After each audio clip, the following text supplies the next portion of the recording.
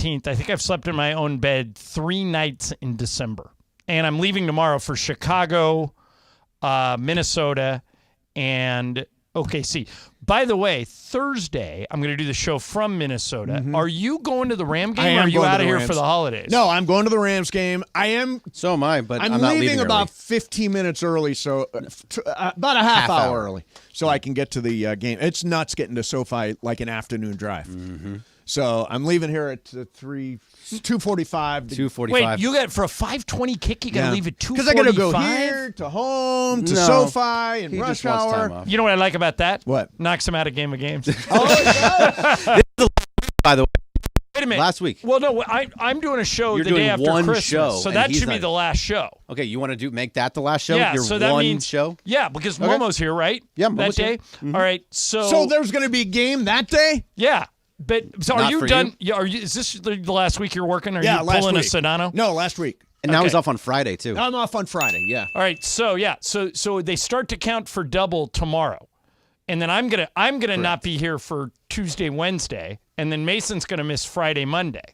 And Or Mason's Friday, missing Tuesday. tomorrow, Yeah, I'm so we missing got to tomorrow, fix so I'm all not this on stuff that. up. Okay. Tomorrow. So, anyways. So tomorrow the Two. double Worth starts. two. Okay. So here's the joyful part of my week.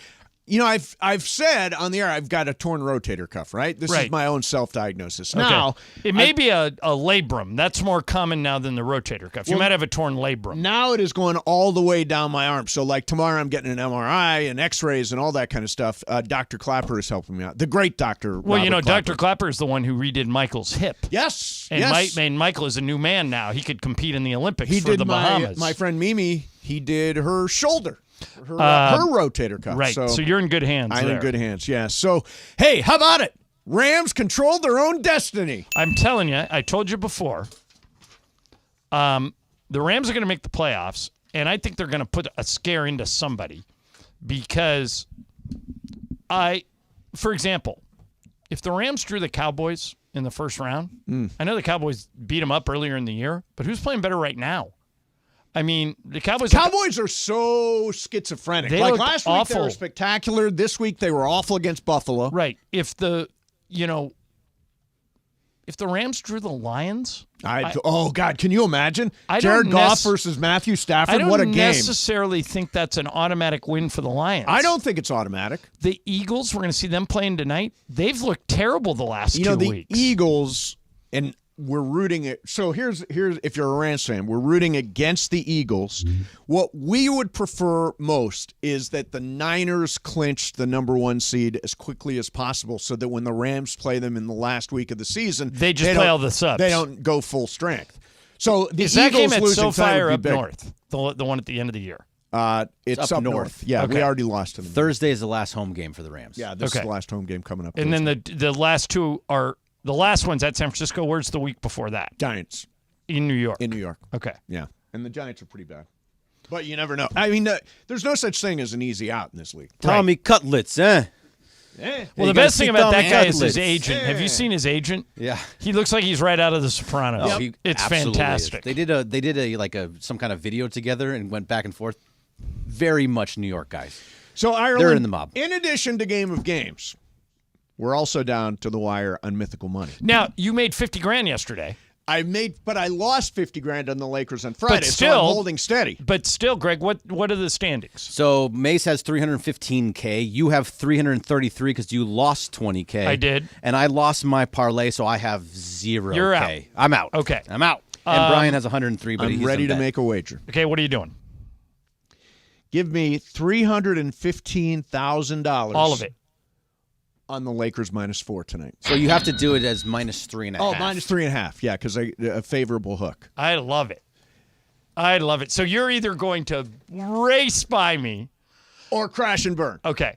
Yeah. So you got to make some big bet. By the way, that would if I win this, that would put you in a position. My big bet, I promise you guys, my big bet, and whether you win or lose tonight, my big bet is coming on Thursday on that Rams Saints game. It's I coming. love it. And Okay? if both of you go to 0, Brian wins. Oh, yeah, baby. very steady. I'm just not going to bet at all. I've won a few. I think Let these fools bet. I think I've got a bet I think you should make, Brian. Okay. What do you got? What does Brian I have? think I have like 100 something. 103. Okay. Did you watch Get Up this morning? Yeah, I did. Doesn't Rex Ryan look like he knows something? About Bill Belichick? Yeah. Bill Belichick? Yeah, he definitely does. He is convinced Belichick is going He's to the Chargers. talking about it like it's a done deal. Love to see it. So, would you be willing to bet on it?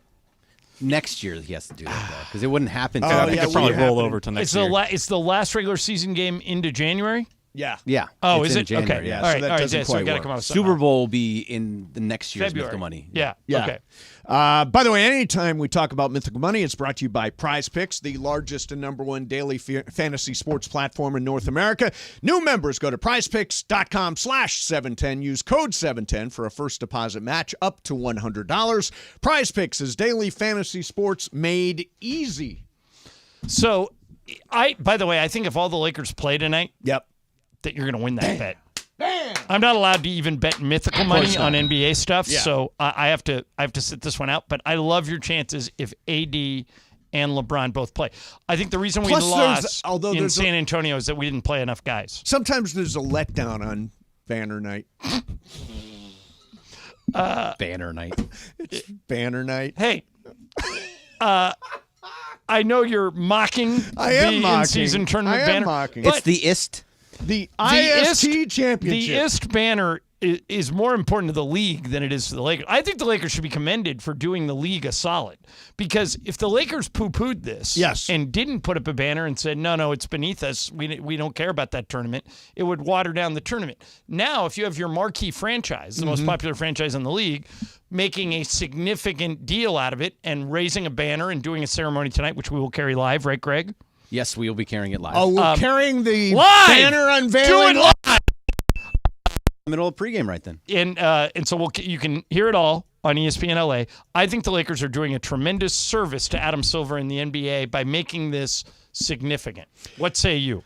Boy, I'll tell you, I'm going to read a tweet from George Karl, Okay. who's like a Lakers troll, right? Of course. This is what he said. The bubble banner plus the in-season tournament banner stitched together would be like one whole banner. See, he's wrong. The bubble was Michael. hard. Michael loves that too. That's such a the funny bubble joke. was harder to win than, I mean, Yeah, I don't know what he's talking about. I By the just way, think we once George Karl's funny. we love George Karl. We once played one of the great Mason Ireland practical jokes of all time on George Karl. Brian, have you ever heard this story? I don't think I have, no. So Mason and I, in what was a horrible financial decision, but was really fun, owned a racehorse once. Yes. For about, maybe a year? Yeah, about a year. He only ran, or she only ran 3 races, broke her foot, and that was it. Won twice. Right. And Mason and I owned 5% of the horse, 2.5% each. So we had access to all the things that a horse owner does. So this is in the 90s.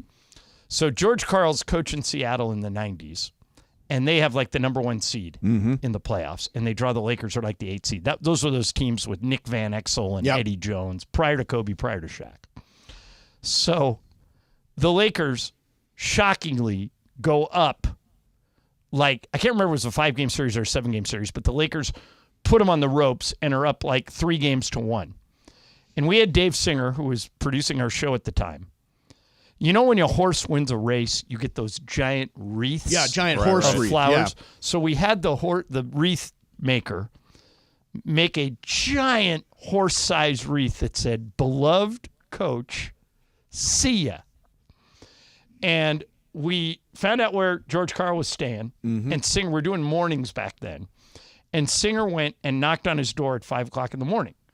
And Karl was up, and he said, who's there? And he goes, "I'm here with a gift." And he goes, "A gift?"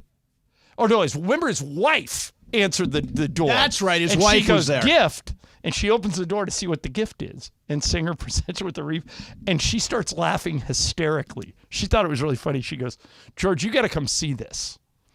And George comes up. He goes, "That's no gift." And Singer handed him the phone, and he ended up talking to us for 10. He totally took it in the spirit of which it was intended. Couldn't have been nicer to us. Was very complimentary about the Lakers. The Lakers went on to win that series and knocked the Spurs back. George Karl won me over on that day. Yeah. Love George Karl. Yeah, now he's goofing on us. Pepe's over there in an ugly Christmas Pepe's sweater. God bless him. Christmas sweater, awesome. The whole gang is here. MT's going to stop in. Pepe's here. It is Lakers versus Knicks on banner night. That's right. Do not besmirch the IST banner. How dare you? All right, coming up next for you, why are there so many quarterback injuries in the NFL? I've got one analyst who says he's got the answers. We'll do that coming up, plus who knows what's going to happen today. Hey, if you're injured in an accident over the weekend and you're deciding trying to handle it yourself, this is your to-do list today. First, call the rental car company. Second, wait to get a call back from the insurance. Then when you speak with them, make sure not to say the wrong thing. Otherwise, you jeopardize your case. Third, you call your doctor for an appointment, and they can't see you for a week. And even then, they're only referring you to a specialist. Why would you do any of this to yourself? Make it easy. If you're injured in an accident, immediately call my friend Jacob. He and his team will handle everything for you. They'll make sure you've got a rental car. They'll speak with the insurance company on your behalf. And most importantly, they will set you up with a specialist so you can start the healing process and get your life back in order. And you don't pay a penny out of pocket. A lot of attorneys say they'll fight for you. Call Jacob. He'll win for you. 844-24-JACOB. That's 844-24-JACOB. 844-24-JACOB. Or remember, accident or injury, call Jacob and Ronnie. Call Jacob. Call Jacob. On Instagram, go to @call.jacob for great advice and prizes and more. Mason and Ireland, 710 ESPN. The 12 days of 710. Hi, this is Michelle Smallman, host of the new ESPN radio morning show Unsportsmanlike. Heard weekdays from 6 to 10 a.m. right here on 710. It's that time of year, time for the season of winning on 710. Just listen for me to give you the cue to call. When you hear it, be caller number 7 at 877-710-ESPN, and you get to pick a holiday gift box in the 710 studio. Will it be the Travis box, the Sliwa box, Mason, Ireland, the Sedano box, or Cappy? Each box could have a fabulous prize for you to win. Big news, Laker fans. John Ireland here. You can now stream every Lakers game on the ESPN LA app. Don't miss a second of the action with Michael Thompson and I on the call. Plus, all your live and local Lakers talk every day in the palm of your hand. You're one tap away from everything Lakers. You could even win Lakers tickets. Download the ESPN LA app. And bam! Download the ESPN LA app at the App Store and Google Play.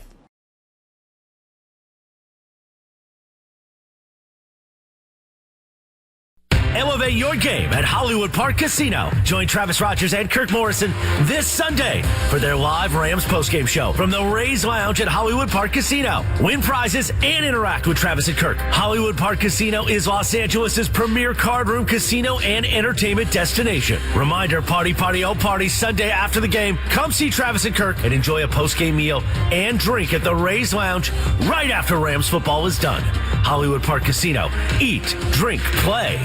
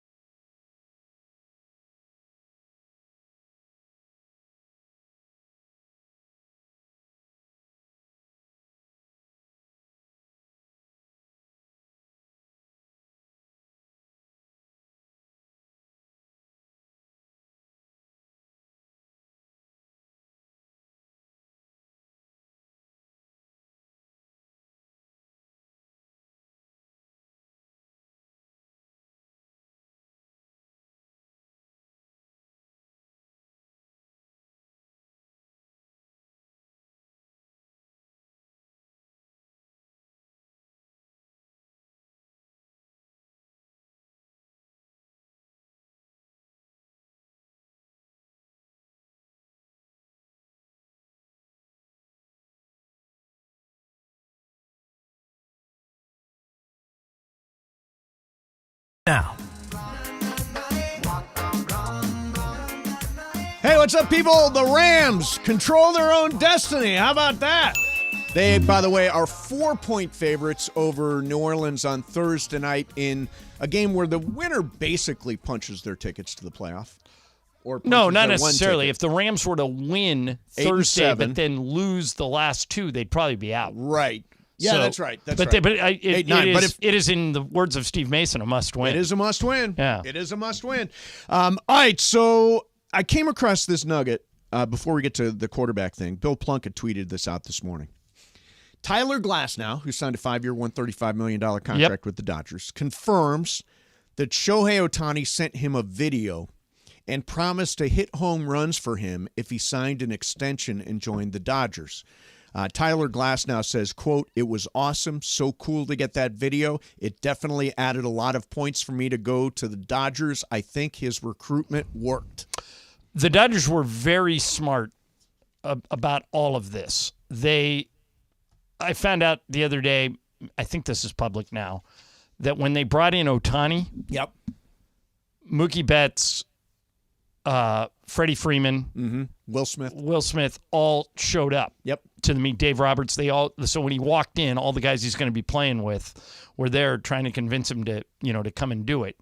And I actually think the Glasnow trade is not a typical Dodger trade. They normally don't give that much money and service at 5 years. Right. But if he can stay healthy, he slides right into the number one spot. So when Ohtani came here, I don't know if you know this or not, I told the story on Friday, but when Ohtani came here originally, and the Dodgers made a big pitch to get him, even though they were going to make a big pitch, so that Kobe Bryant recorded a message. Which is interesting because Kobe Bryant was at more Angel games than Dodger games. But Kobe said, hey, come to the Dodgers, and Shohei, love. And that was, according to Shohei Ohtani, one of the big things that put it over the top to come to the Dodgers. So Kobe Bryant's legacy just continues and continues and continues. Who is that for you? If I was trying to recruit you to do, like, let's say I was trying to recruit you to leave this station and come, I ran a station somewhere else. Okay. And you're a free agent. Yep. And I'm trying to who could I get to reach out to you that it would be really hard to say no to? The first name that popped into my mind was Charlize Theron. Like, she said, "Hey, Mace, I've been friends with John Ireland for a long time. I know everything there is to know about this station. If you come here, I'll go to dinner with you once a week. Yep. You'll love it here." Who's yours? By the way, I have no idea. I actually have a little bit on Charlize Theron that I want to bring up, but who would it be for you? I don't know. I asked you, and I've never contemplated it myself. Bergman, who would it be for you?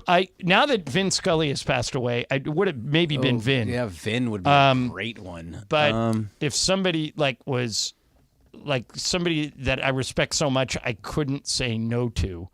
I don't think that person is out there. Well, no, I think looking for somebody to sway you. Yeah, sway you. I think, John, yours would be like Howard Stern. Probably. That's a good one. Yeah, that is a good one. Yeah. I don't know. Yeah. If Howard Stern called me and said, "Hey, you need to do this," he'd be tough to turn down. It'd be hard to say no. Right. I mean, if Stern came and said, "Hey, Greg, go to the station," I'd be like, "All right, yeah, great, let's hope." You're Howard Stern. Yeah. So I'm watching. This is why Charlize Theron was in my head. That was a very strange answer. It was. Well, I was kind of leading into my next thing. Okay. I mean, didn't make. Stay much with sense. us here. I'm trying. Okay. I'm trying. Okay. So yesterday I'm watching the game. The night game. I'm trying to think, what game was it last night? Oh, it was Baltimore, and I bet on Jacksonville just because I needed to make up points in my confidence pool. And Jacksonville left so many points on the board. It was brutal. But anyway, that's what it was. Okay. Ravens at Jags. So I'm watching the game last night, and here is Charlize Theron in a commercial. Okay. For something called Jadori, which is apparently a perfume. Yeah. So is that directed at women who happen to be watching the game, or is that directed at guys who are last minute trying to figure out what to get their wives or girlfriends for Christmas? More the latter. Now, is that not a smart use of advertising? In other words, hey, Christmas is next week. You haven't done it. Get the perfume Charlize has got. Yeah. And I think that's what they're going for. Yeah, she's amazing. Yeah, because, think about it this way. This is the month, and really this is the week, that guys have to buy something for their girl. Yes. And they don't know what to do. They're looking for ideas. Do you have Lisa done? Yep. And I have everybody done. The one thing I haven't done is gift wrapped anything. And I leave tomorrow morning for Chicago. So basically the day before Christmas, I'm going to have to hunker down in my guest room and wrap presents. Yeah. And I'm not kidding, Mace. I'm the worst gift wrapper in the history. Like, I'm the type of guy that just bundles it up and then ties a ribbon around it. I think that's the way to go. Yeah, you need to do it before Thursday. You need to at least do one for Michelle Smallman. Oh, yeah. You made a bet with Michelle Smallman. I'll try and do that. Yeah, you have to do one before Thursday. That's right. Do one in advance. Oh! Hey, it's Banner Day, and here's Michael Thompson. See, Michael is supportive of the IST banner. This is the theme song for the banner right here. What is it? Ready? Here it comes. The natural? Hook. Yes. I hope they use it. I hope they use this now, just to spite you. I'll imagine it about you two. Perfume for your lady for Christmas? Well, I didn't. as bad as Russ getting why a is coffee that? mug for his girl. Wait a minute. No, I didn't buy perfume. But he asked me a question. You don't think that commercial's directed at women, do Yeah, you? but it's so, that's so standard. Hey, honey, what'd you get me? Here's some perfume. What'd you get Julie? Nothing.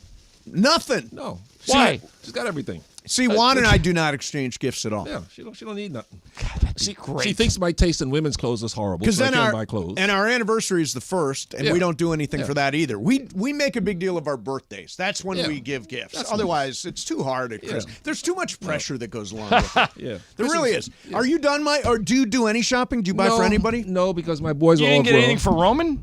Julie will take care of all that.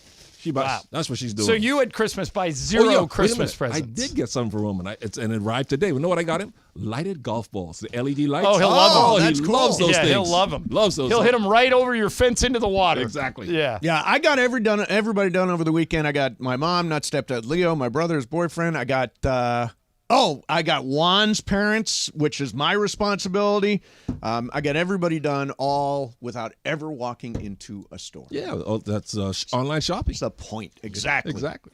All right, so Michael's hanging out. Pepe's going to be here at some point. We're going to do Wheel of Questions coming up for you. It is Ireland's wheel. The wheel has been intact for a while. I reloaded all of it this morning. Okay, I got a good. bunch of new stuff on there. All right, Ireland's got the wheel coming up next. Mason, Ireland, 710 ESPN. All right, I want to tell you about my secret weapon to staying active. It's called iSpot Active. It's wearable cryotherapy that replaced my cryo chamber that cost me $50 every time I go.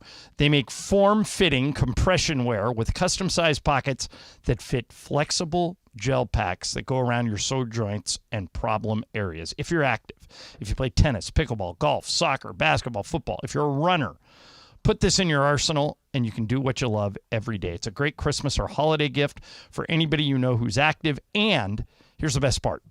You get a 30-day money-back guarantee. So if you don't like it for any reason, if the person you buy it for doesn't like it for any reason, they can send it back. You get all your money back. Inventory is going fast. So get yours today at iSpotActive.com. If you go to that website, you'll see Hall of Famer James Worthy swears by this stuff. He's on there. He's one of the owners of the company. Use the coupon code LA710. LA710, and you get 20% off till the end of the year. Everybody I've turned on to this absolutely loves it. Get yours today at iSpotActive.com. It's a Michelob Ultra. The 12 Days of 710. Hi, this is Michelle Smallman, host of the new ESPN radio morning show, Unsportsmanlike. Heard weekdays from 6 to 10 a.m. right here on 710. It's that time of year, time for the season of winning on 710. Just listen for me to give you the cue to call. When you hear it, be caller number 7 at 877-710-ESPN, and you get to pick a holiday gift box in the 710 studio. Will it be the Travis box, the Sliwa box, Mason, Ireland, the Sedano box, or Cappy? Each box could have a fabulous prize for you to win. Big news, Laker fans. John Ireland here. You can now stream every Lakers game on the ESPN LA app. Don't miss a second of the action with Michael Thompson and I on the call. Plus, all your live and local Lakers talk every day in the palm of your hand.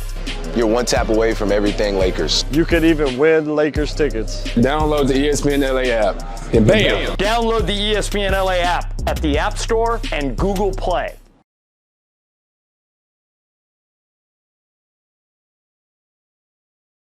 Elevate your game at Hollywood Park Casino. Join Travis Rogers and Kirk Morrison this Sunday for their live Rams postgame show from the Rays Lounge at Hollywood Park Casino. Win prizes and interact with Travis and Kirk. Hollywood Park Casino is Los Angeles' premier card room casino and entertainment destination. Reminder, party, oh party, Sunday after the game. Come see Travis and Kirk and enjoy a postgame meal and drink at the Rays Lounge right after Rams football is done. Hollywood Park Casino.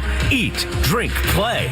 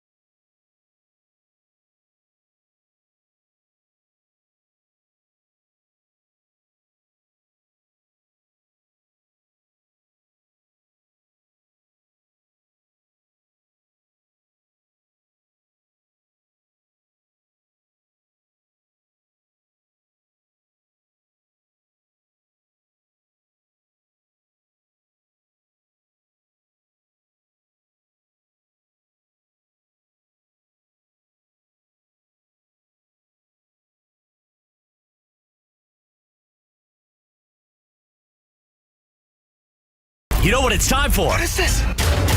It's time for Wheel of Questions. Producer Brian Cohen, are you ready with that wheel? Hit it, Jack. Oh, this is a good one. All right. What product would you stockpile if you discovered they were going to stop selling it? Okay, so it can be anything that you use a lot today. This happens to me a lot. Like, I'll discover... I used to use like the same shampoo. It got discontinued. Yeah. Same deodorant got discontinued. Yeah. Had I known, I would have loaded up on it beforehand. Yep. Bergman, what product, if you discovered it was going away, would you stockpile now so you had enough to get you? Well, you took the deodorant one. I use the same deodorant for years now. I'd be very, very upset. I think my hair product, that would probably be one that I would have to get a lot of if it went away. It's like American something or other. All right, Brian, how about you? First thing I was thinking of is the conditioner, for these luscious curls. Yeah. Okay. A lot of that. So luscious need the curls, good stuff yes. too. Michael, what product would you stockpile? Is it ketchup for you? No, because I could always grow tomatoes and make my own ketchup. Of course, that sounds like something. Just smash the tomato. I want to see that. I'd figure it out. But haven't we already seen it, guys? 2020. What happened? Oh, toilet paper. Toilet paper. Yeah. What are you going to do? Use leaves like we do in the Bahamas? That's a good one. Yeah. That's a good one. Okay, I need soft toilet paper too, so I'm stocking up. Mine is weird. I put that green can of Parmesan cheese on everything. Kraft Parmesan cheese? That is Kraft Parmesan. I put it on everything. It's like the all-purpose. I replace salt with Parmesan cheese. So Parmesan cheese. You use Parmesan cheese like Michael uses ketchup. Exactly. I love everything? Parmesan. Everything. Fish? It can be great on fish. Yeah, I guess on some fish. Yeah, it can be great on fish. What about like turkey sandwich? Well, I guess sandwiches. No, it goes with everything. Right. Yeah. Mine is not eggs. Bavarian pretzels. Do you know what Bavarian pretzels They're are? the crunchy pretzels, right? The big ones. Yeah. I don't like the small stick pretzels or the little knob pretzel. I want the big Bavarian pretzel. If that was going out of style, I'd buy like 100,000 of them and keep them in a shed somewhere. There you go. That'd be it. A shed full of pretzels. Shed for full John of pretzels. Ireland. That'd be a good name for a pretzel store. It'd be a good name. Shed full of pretzels. Be a good name for a band. Shed full of pretzels. It would. Pretzels. By the Pepe way, said coffee. Coffee. Oh, that's good. Coffee is a By the way, great that's a one. good universal answer. I think a lot of people would do that if they didn't realize You it could was grow your going own this coffee stuff. beans. By the way, Who do you think he is? Juan No, Valdez? just figure Google how to grow coffee, and you make your own coffee. so you're making ketchup and coffee. No, I could grow my own tomatoes. I could grow my own beans, but how am I going to make toilet paper? It's true. I don't think you can make Chop any down of those three trees. things. Chop down trees. Chop down trees. Yeah. Mason, all these things you think you can make, you can't make. Well, Ireland, ketchup is just vinegar What are and you- tomato. I'm going to barn take your later? ketchup bottle on this road trip and see how you adjust. Okay, I got to look at the ingredients. I'm going to And give just you make all it from those there. ingredients, and I want to see if you can make ketchup. All right, I'll give you tomato. Michael's Put a famous big ketchup. M on the Vinegar. bottle. Yeah. Oh, Yeah, give me that M bottle. Yeah. Sell it with Diamond and Key. Now There's you're talking, MT yeah. ketchup and Exactly. Diamond and Key Anything wine. you can grow, you can learn to do it yourself. Sure. You All right, do. good. I What wanna is see wrong that. with you people? I want to see you churn some butter too. Hey, show me how to do it. I can do it. Big do-it-yourself guy. All right, so there are, I don't know if you guys notice this, there are many backup quarterbacks playing in the NFL. Yeah. In some cases, they're down to like the third string guy. In fact, there have been 69 different starting quarterbacks this year, which is All primarily because of injury. I mean, a couple of guys got benched, but it's mostly because of injury. mostly because of injury, exactly. So there's a question about why, and I'm just curious from you guys, why do you think there are so many injuries? I've got one guy's take, but why do you think it is? Have you seen the speed they play it now and the edge rushers? They have like Myles Garrett coming and hitting these guys. Right. They ain't these fat guys anymore who are playing offensive tackle. I've been saying for years, you got to put guys that are equally as quick and as strong as Myles Garrett if you're going to block those guys. You can't expect guys who weigh 330 pounds to block guys who are built like LeBron. And think about this, to Michael's point. These guys are bigger, faster, and stronger than they've ever been before, but the field is still the same size. Correct, yeah. You know, it isn't any bigger or any wider. So all of this is the force of the collisions is as big as it's ever been. I wonder if Why is it on the rise every year? because of that. It literally is like on a chart. It's going up. This is a record. Would it be ridiculous to suggest if it continues like this? They've got all these rules to protect the quarterback. Mm-hmm. That once a quarterback runs out of the pocket, he's fair game. Yep. But if he's in the pocket, all you got to do is wrap him up. You don't have to throw him down. Once you wrap him up, you blow the whistle. No, because otherwise guys like Lamar Jackson will be able to escape and continue to play as Ireland. But what I'm saying is, if I put you in charge of dealing with quarterback injuries, I want you to lower the amount of quarterback injuries. How do you do it? You can't do it. You've done enough. You've protected them as I much as agree you with can. Michael. I don't think you can do it. Not anymore. Put Put them in a bubble wrap. How about that, Ireland? That's what a lot of people say is the case now. This guy Stephen Rees from The Athletic tracks it to three things. See how you feel about this. First of all, he says just adding a game, more games played naturally means more opportunities for injury. So when they went to 17 games, potentially that led to more injuries. But we haven't even hit game 17 yet, and all these guys are hurt guys already. Yeah. So he also says that one of the reasons is that there are more dropbacks for quarterbacks than there have ever been. That's true. Guys are dropping back and throwing more often. Mm-hmm. And it's also a record number of quarterback runs. Add to that there are just more plays than there used to be. The game moves faster. There are more plays to be out there and to potentially get hurt. They're more likely to run, more likely to drop back, more likely to be vulnerable in the pocket. I think that's one of the reasons why we're seeing the turnover in quarterbacks that we are. I texted Michael last night during that Ravens game, and here's what I wrote. Mm-hmm. I think Lamar Jackson is the most difficult quarterback to get down I've ever seen. Yeah. Am I forgetting about somebody? I mean, like Fran Michael Tarkington used to run around in circles. Michael Vick would just outrun people. But he was elusive too. But like Bobby Ross, when we used to do his coach's show, used to say that quarterback has really good evade. Mm-hmm. You know, he can get out of any situation. Yeah. Lamar Jackson, you think you've got him? Yeah. You never have him. I don't think the Rams ever got him that entire game. Look that. I don't think he's the only quarterback. They played really well. And they played well and I don't think they ever sacked Lamar Jackson. He's the only quarterback that Aaron Donald hasn't sacked.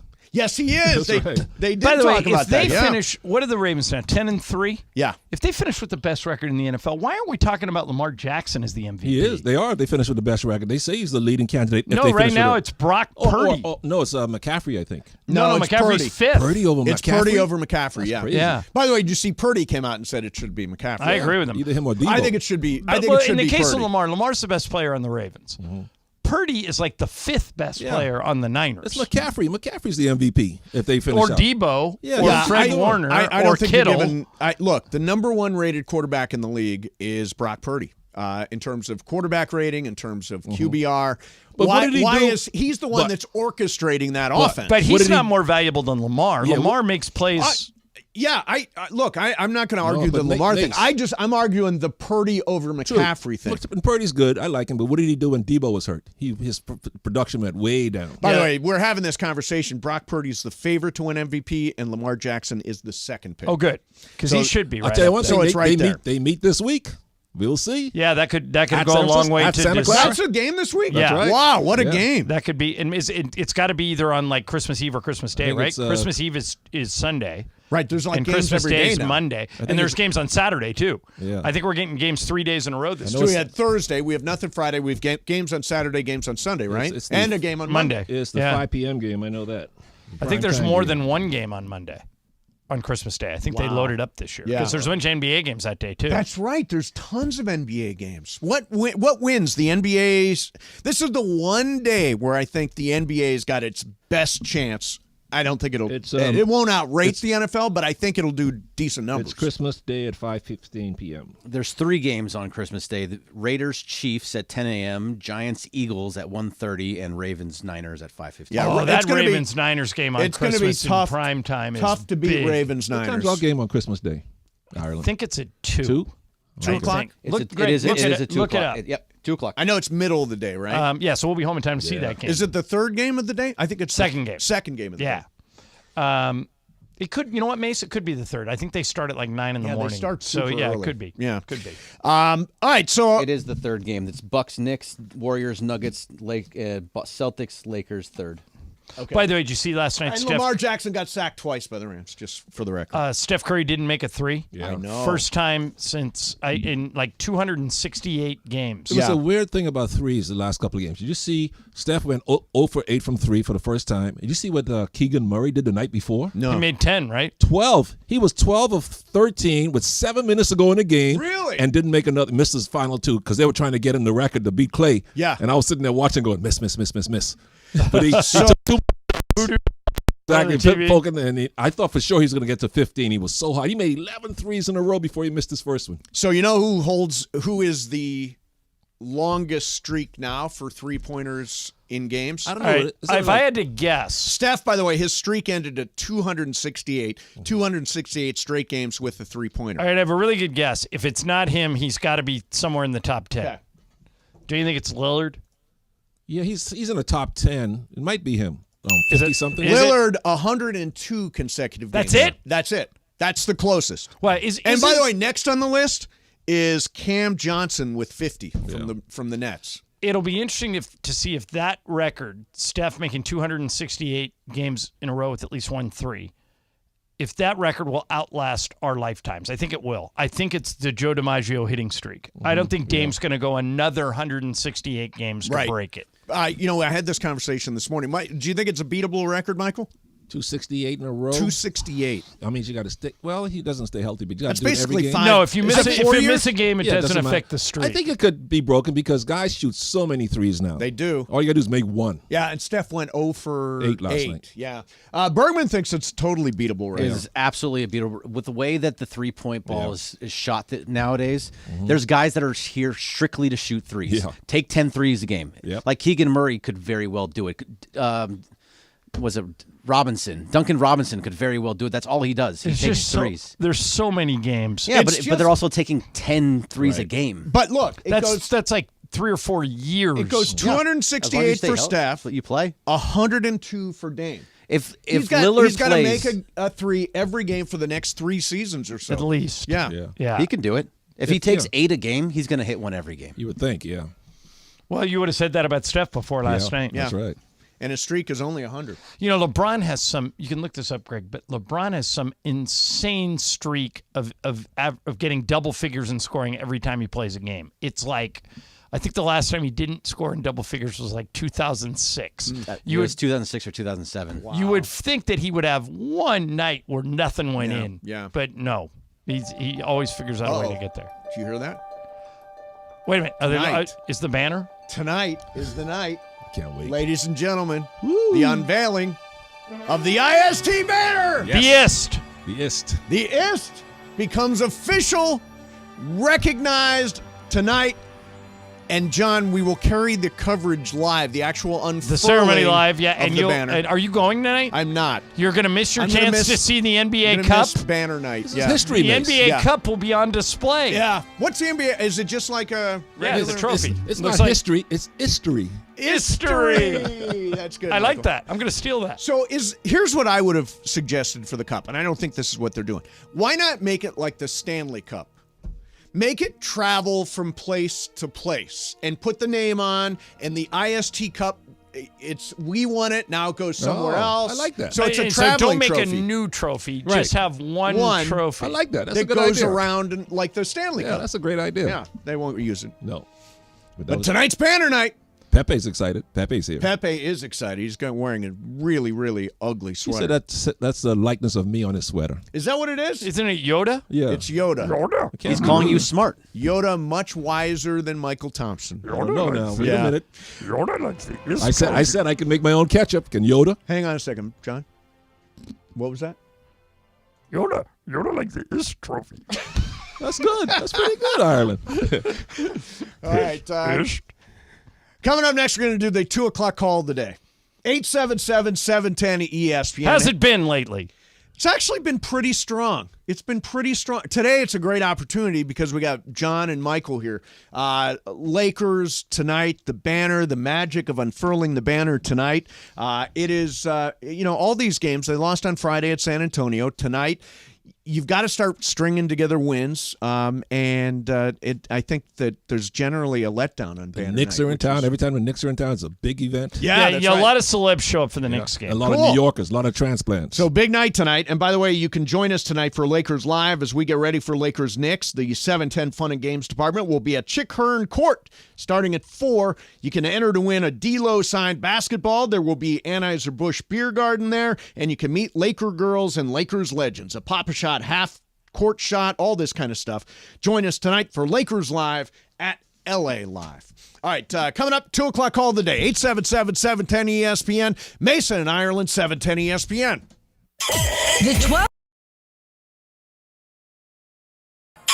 The 12 days of 710. Hi, this is Michelle Smallman, host of the new ESPN radio morning show Unsportsmanlike. Heard weekdays from 6 to 10 a.m. right here on 710. It's that time of year, time for the season of winning on 710. Just listen for me to give you the cue to call. When you hear it, be caller number 7 at 877-710-ESPN, and you get to pick a holiday gift box in the 710 studio. Will it be the Travis box, the Sliwa box, Mason, Ireland, the Sedano box, or Cappy? Each box could have a fabulous prize for you to win.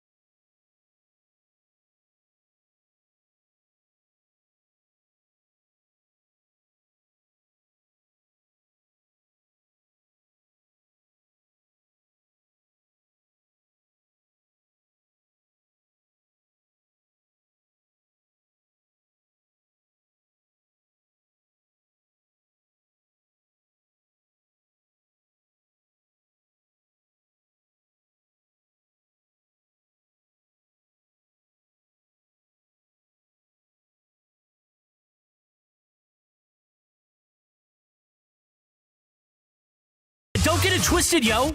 The most downloaded sports radio show in Los Angeles. The podcast, that is. Mason and Ireland, the #1 most downloaded sports podcast in Los Angeles. The #1 most downloaded sports podcast in Los Angeles. And we thank all of our podcast listeners for that. If you ever miss a moment, get your fill anytime.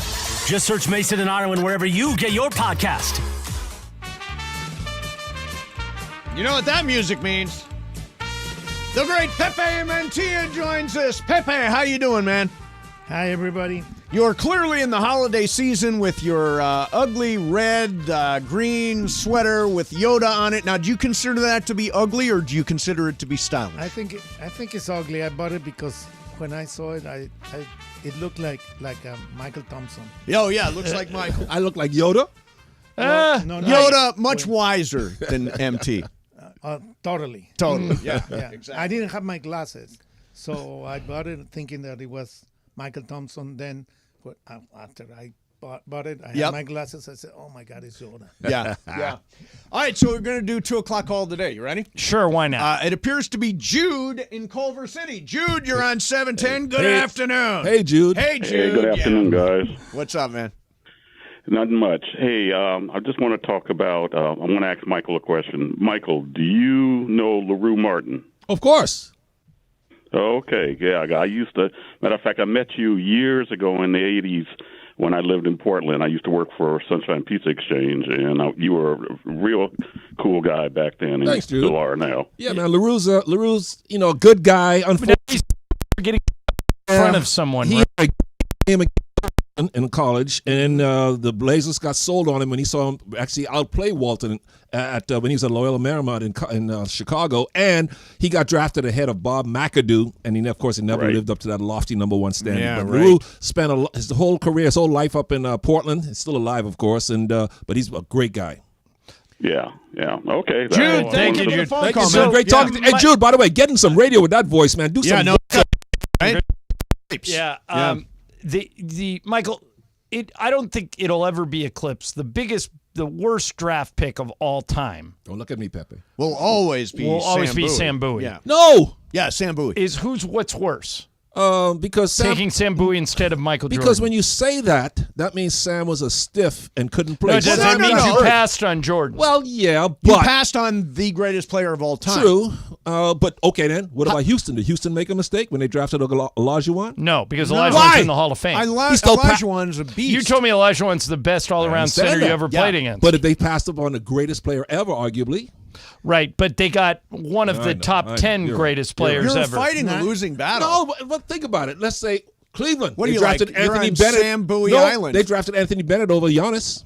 That's a good one. That's a mistake. Sacramento drafted Marvin Bagley ahead of Luka. That's right. A mistake. Yeah. But none of those. Bowie is the winner, right? Yeah, Bowie. I don't know. 1978. Oh, who was it? Shh, Pepe. Michael was the #1 overall pick. Oh, who went after Michael? There? Larry Bird. No.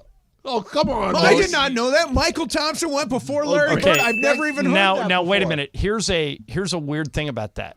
And they fixed this rule. You can't do it anymore. You can't? Red Auerbach took Larry Bird after his junior year of college. No, senior year. No, junior. Senior year because Larry Bird had one more year of eligibility because he sat out a year. Right. Okay. So, I mean, same premise. Yeah.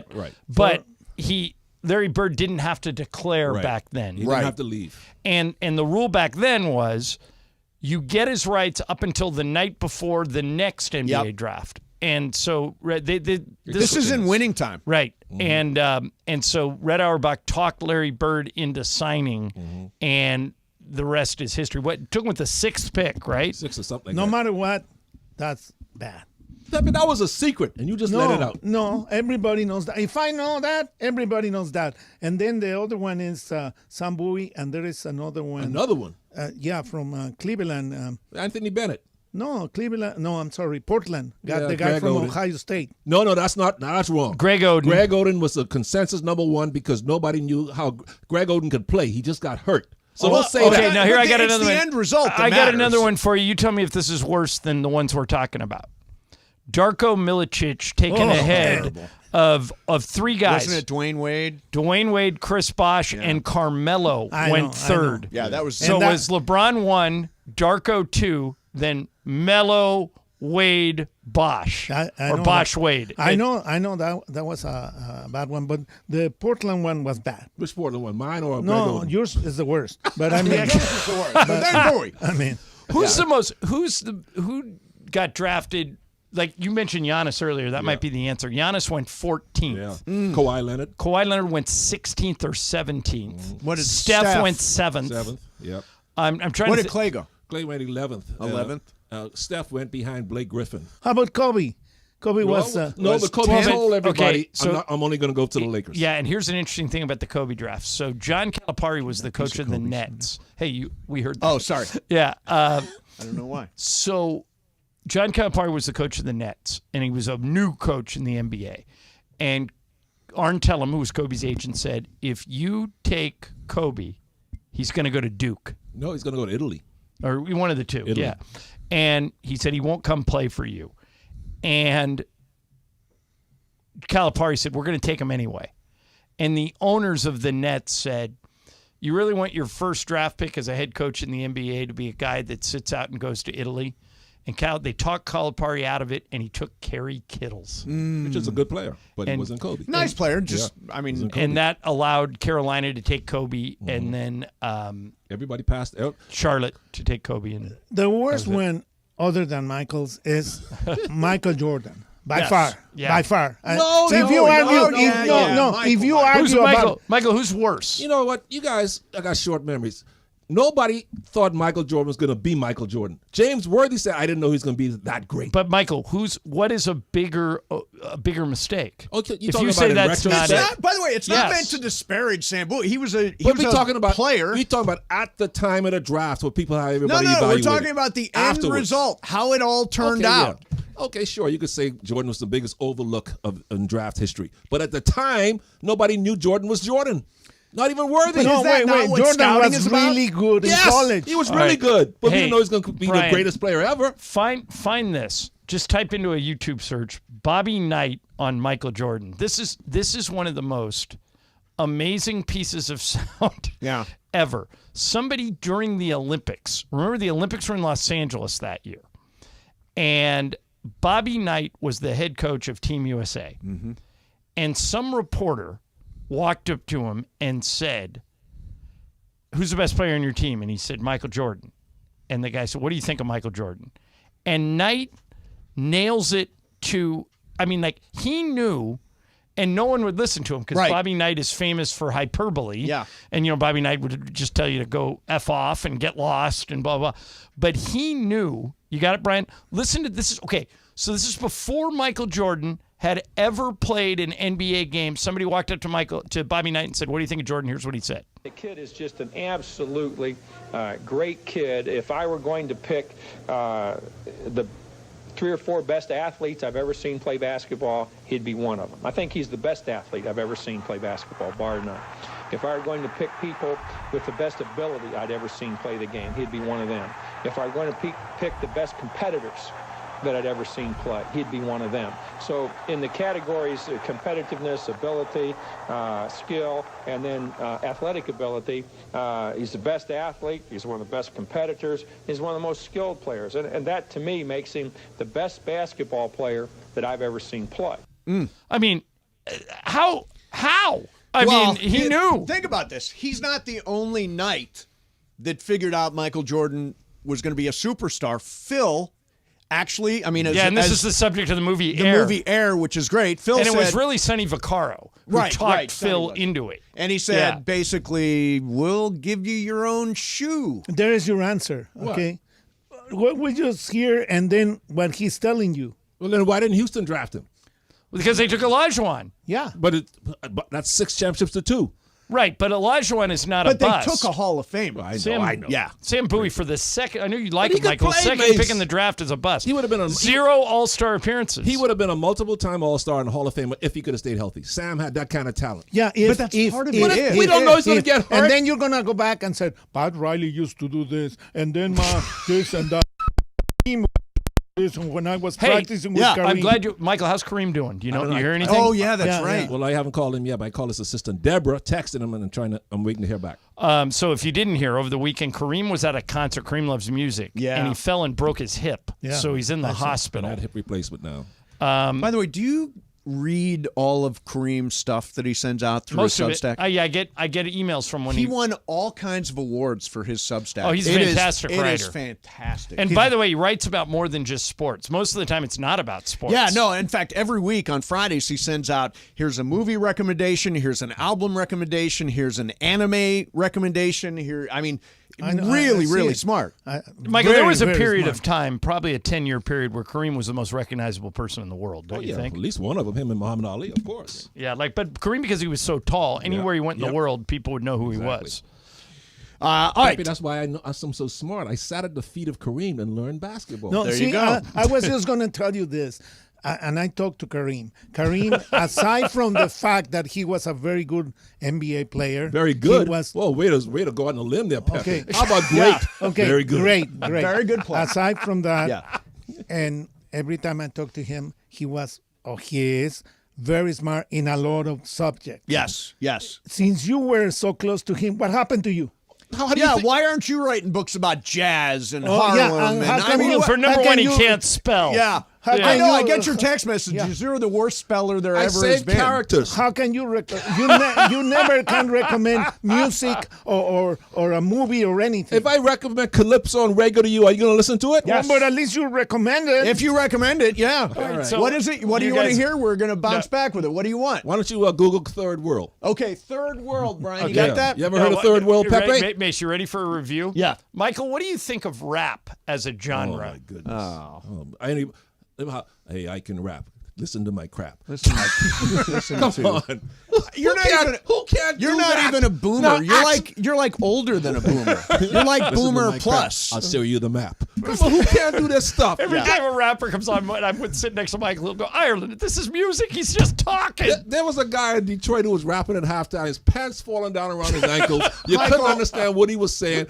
I could go out there and have my pants fall down. For a generation, this is their poetry. This is written word. Sugar Hill Gang, Cool Mo D. Now that was talent. Okay, so what are we doing? Third World when we come back? Third World. Pull up some Third World. Yeah, Brian's already on it. All right, coming up next for you, we got everybody in the house. Pepe's here. Michael Thompson is here. Big idea for the IST. Tonight, of course, is banner night. Big idea to make it even better for next year. And the story of a pro athlete and a stupid purchase. Oh, this is good. Coming up next for you, Mason in Ireland. Pepe's here. Michael Thompson is here. 710 ESPN. It's a Michelob Ultra. The 12 days of 710. Hi, this is Michelle Smallman, host of the new ESPN radio morning show Unsportsmanlike. Heard weekdays from 6 to 10 a.m. right here on 710. It's that time of year, time for the season of winning on 710. Just listen for me to give you the cue to call. When you hear it, be caller number 7 at 877-710-ESPN, and you get to pick a holiday gift box in the 710 studio. Will it be the Travis box, the Sliwa box, Mason, Ireland, the Sedano box, or Cappy? Each box could have a fabulous prize for you to win. Big news, Laker fans. John Ireland here. You can now stream every Lakers game on the ESPN LA app. Don't miss a second of the action with Michael Thompson and I on the call. Plus, all your live and local Lakers talk every day in the palm of your hand. You're one tap away from everything Lakers. You could even win Lakers tickets. Download the ESPN LA app and bam! Download the ESPN LA app at the App Store and Google Play.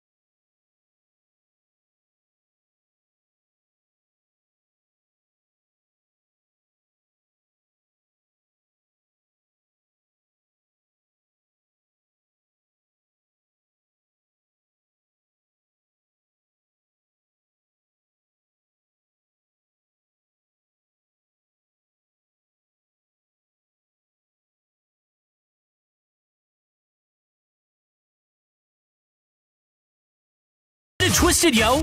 The most downloaded sports radio show in Los Angeles. The podcast, that is. Based in Ireland, the #1 most downloaded sports podcast in Los Angeles. The #1 most downloaded sports podcast in Los Angeles, and we thank all of our podcast listeners for that. If you ever miss a moment, get your fill anytime. Just search Mason and Ireland wherever you get your podcast. Is this third world? Is this the third world? Yeah, it is third world. Michael, how's that? You don't even have headphones. Playing music for Michael, he doesn't even have headphones on.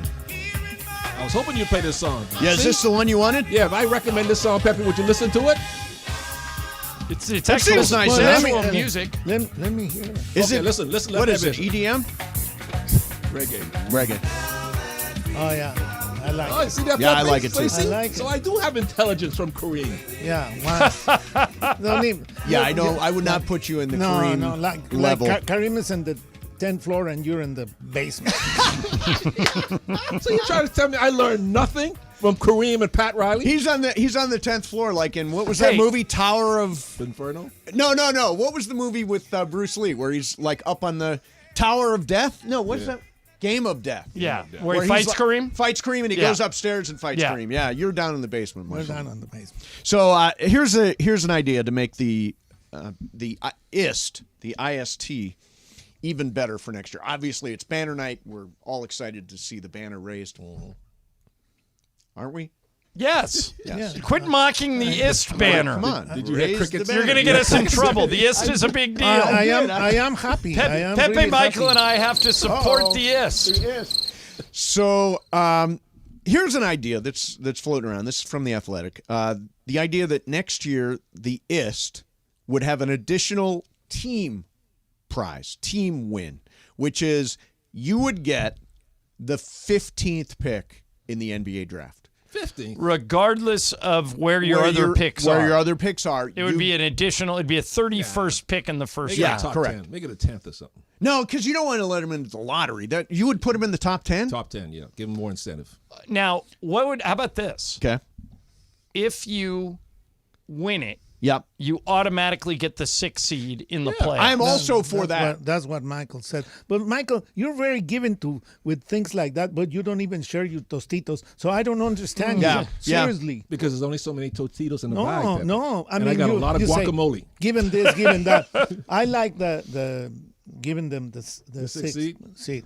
Yeah, and if you do better than that, you can have it. But you're But like for a guaranteed team at like least. the Lakers, that would be huge. For winning it, they would stay out of the play-in Guaranteed tournament. they're not in the play-in. Yeah, Any that'd be team, that'd be very great. meaningful. Yeah. The other thing they're talking about doing is eliminating Vegas as a component. In other words, they want to. I think that's not good. Well, but here's why they want to do it. Yeah. Then Laker fans would have been there for the semifinals and the finals because the were there Lakers anyway. were the number 1 seed. They were there anyway. Well, some did. Some went to Vegas, but But costs there's a lot. Like something- Pepe's going out to Vegas to see you too. Yeah. And we were talking off the air a second ago about the costs involved with that. That you got to go get a hotel room, Yeah, it's you true. got to fly out there, blah blah blah, or drive. But there's something whatever. cool about, hey, we're going to Vegas. Solution? The solution would be take Vegas out of it And just play home the, games. The team with the best record in the tournament hosts the other team all the way to the final, like they do in baseball. Like in baseball, there's never a neutral site. The Super Bowl is always at a neutral site. Yes. But in baseball and in the NBA Finals, you always play those games in an NBA arena. Adam Silver talked about this when he was at the IST, did a press conference. He said, we're debating whether or not to – he goes, we feel bad that we've kicked home fans out of the arena and moved it here, as great as Vegas has been. Right. So I think it's on the table. Yeah. See, I think it's cool that it's somewhere else. That you punch your ticket. It Hey, works. we're going to Vegas. I It was fun. agree with you, and I think Vegas is fantastic. Yeah. All right, so we are in the class of people who got a little walking around money. Yeah. Right, Michael? You got a little walking around yeah, money. a lot. So Jalen Rose, why don't you set this up? Okay. Now? Jalen Rose. So Jalen Rose is on a podcast, and I'm going to ask each of you the same question that the podcaster asked Jalen Rose. Okay. They said, what is the stupidest thing you've ever purchased? And here's Jalen. Start looking at these phones. I paid $15,000 for a Virtu phone. I know what you're talking about. High-end cell phones that have no real features. They just look kind of nice. It's like, it's custom crafted by the same people who make Rolls Royce. Right. And you get a concierge, and you got all these plugs that work anywhere in the world, and all of this and all of that. I was like, I need that. Dumbest purchase. Not even close. $15,000 for a cell phone with no features. Yeah, that didn't do anything more than a regular cell phone. Pepe, what's the worst, I'll go first. Other than your sweater, what's the worst purchase you've Mace, ever made? I'm convinced that the dumbest thing we ever did was invest in that horse.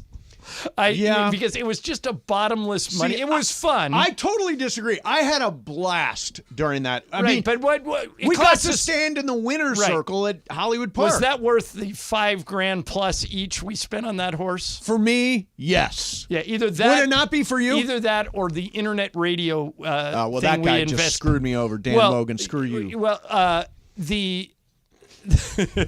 you're speaking ill of the dead there. Deserves it. We invested in internet radio before streaming had been invented. Yeah. And they said, we're going to start a radio station on the internet. So Mason and I went, we're getting in on the ground floor. Let's invest. You invested even more than I did. I invested a lot. Yeah. And we ended up, that thing was out of business in less than a year. Yeah. So it'd be one. Michael, what's the dumbest thing you ever bought? Well, I'm pretty practical with my money, Pepe. I don't really waste money. I think it's a sin to do that, and I enjoy living.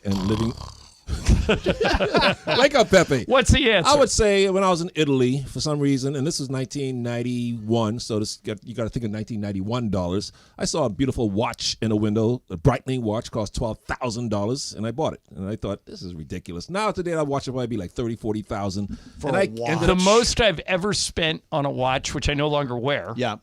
Is $500. Yeah, me too. Yeah, I've got my Apple Watch. Yeah, And that's it. It was a beautiful watch, but I figured when I I got was back to afraid the I was States, going to lose it. I pawned it for $6,000. So I got You it back. pawned it For $6,000, yeah. for $6. So you got $6,000. $6,000. Pepe. How about you?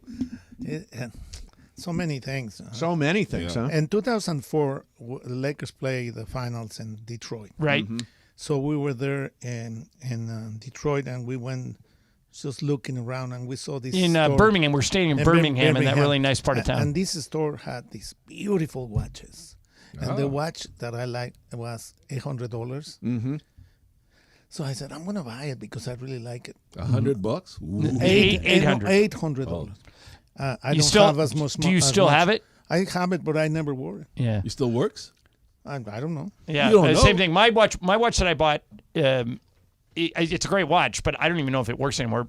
Brian, how about you? What's the dumbest purchase you made in your lifetime so far? Most recently, off the top of my head, it was one of those Oculus VR things, and I returned it like a month later. Well, Who Mace, was you it and from? Juan bought those. Right? Yeah, we have the Do you the Facebook classes. honest answer? Yeah. Do you still use them? When's the last time you used them? 3 weeks ago, I'd say. Oh. 4 weeks ago. Better than I thought. Yeah. All right, my wife. No, it's definitely. Who were yours from? Like the Facebook? Meta? Yeah, Meta, Facebook. Meta. Yeah. I just didn't like. I don't know. I thought it would be this whole cool thing. Like, oh man, Didn't work for you. It didn't work for me. It made me kind of motion sickness too. So it was That like I couldn't actually do is it. one of the things. I was concerned when I went to see U2 that I was going to get motion sickness. No, but you don't. It's all it's like this. You're immersed in it, right? Yeah, right, I mean, right. It's a lot to take in, but the songs are 5 minutes long, so you have time to do everything. You can look at the band, you can look at the wall, you can look at the other people. It's you know what it is? It's as much a light show as it is a concert. Yeah, it is. Okay, stupidest thing I ever bought. Because I'm a season ticket holder over at SoFi, I had the option to buy tickets to the national championship game last year. And I thought, this is going to be great. I'm going to be able to sell these for a lot of money. Georgia TCU? TCU totally screwed me. When TCU beat Michigan, all of a sudden there was no demand for Georgia TCU. Had it been Georgia Michigan, I would have made some money on those tickets. I ended up losing money. In fact, our friend Harris Rosner from VIP Tickets is the guy that helped me to offload those. But I lost a lot of money on those tickets. Right. Yeah. I think a lot of people have a ticket story like that. Yeah. But yeah. I'm not a big buy stuff guy. Yeah, me either. Yeah. All right, so here's the answer for my wife. Yep. 1 year for Christmas, Lisa comes to me and she goes, I'm putting something on my Christmas list, and I don't want you to laugh. And I said, okay, what is it? She goes, I want a keyboard. Like a piano keyboard? Yeah, like a piano. Okay. And I went, have you ever played a keyboard? She said, no, it's my dream. Don't make fun. It's her dream to play the keyboard? Yes, don't make fun of my dream. And I went, all right. So I went out and I bought her one of those, keyboards. I didn't buy her a piano, but I bought her a keyboard that cost like a Yamaha. Yeah, that costs, I don't know, between $500 and $1,000. She used it for 2 weeks, and it has never been touched since, and that was 15 years ago. Wow. And I said, I will now make fun of your next dream, whatever that is. Like this year on her Christmas list, she put a telescope. I didn't get a telescope. I didn't Why get. not? What the hell is she going to do with the telescope? That's what I said. I didn't get it. Look at this planets. She's on her own. She's just making stuff up. Yeah, now. I'm not getting it. Is she still playing the keyboard? No. And a year from now, she won't be looking at the Exactly. stars. If Buy she's her getting the it- telescope, and if she don't want it, I'll take it. I love the planets. Pepe, what do you want for Christmas? A Lakers championship. Yeah. You have one Yeah, tonight. Pepe, you got a championship. Yeah, you got your wish. My wish is just to be with my grandkids or for my that's nice. grandkids to open the presents and be happy. That's nice. No, I really. You know what I want? This is going to sound stupid. I would like a chain. I would like to have a chain that I wear. I used to wear one all the time. Now I would like to get one. Not with... You mean like a rapper chain? No. With a big M? Not with a Big big M or chain. anything. I'm getting you a big M Just chain. a nice silver chain. Yeah. That's what I want. A nice silver chain. But I'm going to have to buy it myself because I don't think anybody will buy it for Have me. you hit it to Jesus about that? We don't give gifts Oh, that's at Christmas time. Although this year, John, we bought a 2-for-1 massage chair. You are going to love that thing, man. I got mine over the weekend. It will change your life. Yeah? How heavy of a chain do you want? I want a decent sized chain. You want like the rappers wear, Like a Pepe, Floyd the Mayweather big, chain. the big bold ones. Like a Mayweather chain. I want it to be. I'm going to wear it to be seen. Hey, you've heard of 2 chains, right? Yes. You should be 3 chains. 3 chains. I like that. All right. Tell you what, coming up next for you, the Tennessee Titans may have committed a throwback foul yesterday. I saw this. We will do that coming up next. Mason in Ireland. We got Michael here. We got Pepe here. It's championship night, 710 ESPN. All right, you probably know that BB Go is the official game day snack of the Lakers. You see BB Go on all the Laker uniforms, but it's much more than that. BB Go is available in your local supermarket in the frozen food aisle, and it promises bold, authentic Korean flavor. Whether for a meal or a snack, BB Go is the perfect way to flavor up your next get-together. It is America's favorite and #1 Asian snack brand. BB Go believes that food brings people together, and there's no better way than to share some premium, delicious Korean flavor. Bergman, Michael, and I have all been to events when the BB Go truck shows up. It's like the ice cream truck rolls in, man. Everybody can't get enough of this BB Go food. Go to your local supermarket, go to the frozen food section, and say, where is the BB Go? Trust me, throw it in your freezer. One day you'll thank me because it's great. It's good for a snack. It's good for a meal. BB Go, the official game day snack of the Los Angeles Lakers. You never have to miss a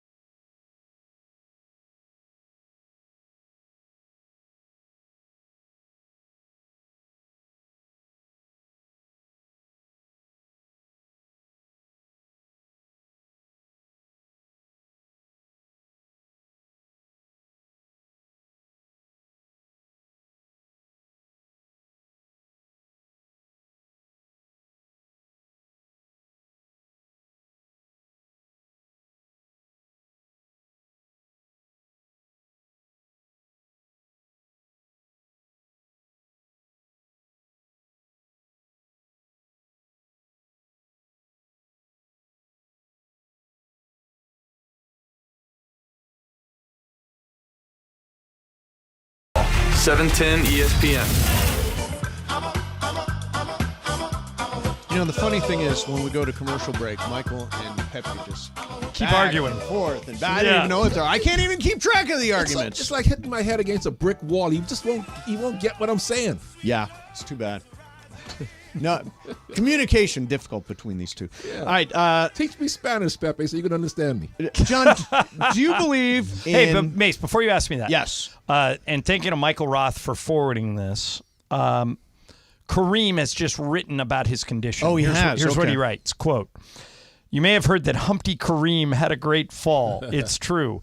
I was at Manhattan Transfer's final public concert at Disney Hall, ready to read a letter from Kamala Harris and provide some praise of my own for a group I love and admire, but I fell and was carted off to UCLA hospital with a broken hip. I'd like to say I fell while trying to save a child from plunging over a balcony, but I just tripped. Hard for me to accept that a once world-class athlete just stumbled, but age is the great equalizer and humbles us all. Now I'm a world-class patient in a bed, convalescing from a hip replacement like 450,000 other Americans every year. I'm writing to you because that's what I do. However, after this week, I'll take a week or so off to recuperate and spend time with my family. When I return, it will be with a shiny new hip and a lot of shiny new thoughts to share." Is Clapper hooking him up? So Kareem is there. Sending him lots of vibes to recover quickly. Kareem Abdul-Jabbar. All right, John, do you realize that... So the Dodgers obviously got Shohei Ohtani last week. Right.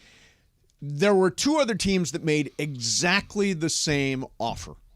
It was the Giants and the Jays. They offered the whole deal, $700 million. So he had his choice of those three. He went back to the Angels. His agent went back to the Angels after this process was all done. And I don't know if he would have signed there or not, but they were given an option to match, and they chose not to. Well, I was thinking about something over the weekend. That's a bad indictment on Ohtani. Well, no, it's not. I thought all he wanted to do was win, so why would he go back to the Angels? He gave, because that was his team, he gave them an opportunity. So I the don't Angels know would have matched, he'd have went back to the Angels and keep losing? I don't know what would have happened. I just know if I was Artie Moreno, I would have made the offer so I could say, hey, we made the same offer that the Dodgers did. Yeah, if you're a fan of a team, you can never outrun a bad owner. Yeah, it's true. I was thinking about that about the Chargers this weekend. Why is Artie Moreno because bad? He spends money trying to win. Right, have you seen the product?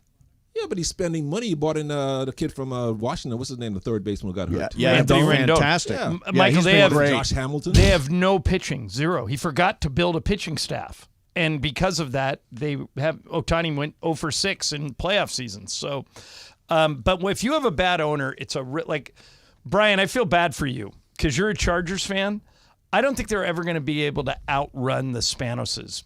No matter, I mean, like the Spanoses did the right thing by firing Brandon Staley and Tom Telesco, but do you have any confidence they'll do the right thing now? Not really. And the article you sent this morning, too, about the Chargers coaches, I think it said since 1984 or something like that, they've only hired 3 coaches that have had, like, actual head coach experience. Right. So it makes me think that, the Belichick, the Hardball, it's not going to happen. Why bring in retreads? Give some young guy a chance. Well, it hasn't worked so far. They did with Brandon Staley. Brandon Staley. So should have gone and get some retread like who got fired before. Wait a minute. Well, no, the two biggest. Look what happened. I mean, look what happened when they got this guy. He should have been fired at halftime during the game. You know, Pepe, I actually Raiders. thought that might happen. I actually thought that it was so bad. It was 42-0 at halftime. Nobody was watching anymore. I thought even Stu Lance, who loves football more than anything, turned it off and watched a movie. Yeah, that's how bad that game was. But it is, I mean, the two leading candidates, Michael, right now in Vegas to get the Charger job are Bill Belichick and Jim Harbaugh. You would move away from that because they're quote-unquote retreads? No, Harbaugh took a team to the Super Bowl. I'm talking about guys who got fired before who never won anything. Harbaugh's fine, and obviously Belichick's Belichick. But if they can convince Harbaugh to come, I don't blame him. Yeah, I think I would rather have Harbaugh than Belichick, Mace. Me too. You? I would much rather have Harbaugh. I'm not sure Belichick at this point in his life is even a good coach anymore. No, I mean, and I've also heard that the idea might be that Belichick comes here not as coach but as executive general manager type guy, president of the organization. Well, the job is now open. Yeah, it is. I think he may get will. the Telesco job. If he comes to Los Angeles, he will come as coach, as general manager. You think they'd give him both gigs? Like They they'd have give to. him That's what he has has in in New England. Yeah. Yeah. Or he gets that deal like Pete Carroll got, where it's like, I choose my own general manager. And tell him what to do. Tell him what to do. Do you John think he Schneider could win thing. because he's got Justin Herbert? No, I don't think Bill Belichick is a guy that he's finally got a good quarterback, but he's got a 33-41 record without Tom Brady. Yeah, but Herbert's pretty good. He is, but I don't believe that the Bill Belichick thing works He anymore. couldn't take Herbert to the next level? I don't think he's that guy. He's a defensive coach. Yeah, he's a defensive coach. I told Michael last night, if I was Baltimore, yep. I don't know who their GM is now. It used to be Ozzie Newsome. They got a new guy. But I would pull a Les Snead and offer 2 number 1s so I could take Marvin Harrison and pair him with Lamar Jackson. I think it would be that big of a hit. Remember when the Rams traded 2 number 1s to get Goff, then they traded 2 number 1s to get Jalen Ramsey? Yeah. And Les Snead just doesn't worry about draft picks. And if I were the Ravens, I'd do the same. You'd do that, wouldn't you? Oh, yeah, I would do that in a heartbeat. Look what Jamar Chase has done for Joe Burrow, of course. Right. That's a given. Come on. Yeah. Wait a minute, but would you give it a lot? Most teams would say, no way am I giving up 2 number 1s. Most teams won't even give up 1 number 1. For Marvin Harrison. Marvin Harrison? Yeah. Of course. You'd give up your number 1 this year and your number 1 next year? Yeah, I would. Yeah, I would too. Yeah. I mean, like who's going to get, I mean, I would. And Yeah, but I you mean, put he's him gonna with be a you put great him with pro. Lamar, and I don't know how you stop. By the that. way, yesterday in that I was looking at highlights of that Kansas City game. Boy, I'll tell you what. You look at Mahomes' face after Kadarius Toney dropped another one, that ball, and led to an interception, and Patrick's like, I keep putting my trust in this guy. Oh, I got He's no backed sympathy for him. They had Tyreek Hill and let him go. That's their own fault. He could have spoke up and says, you know what, Andy Reid, I need this guy. Don't let him go.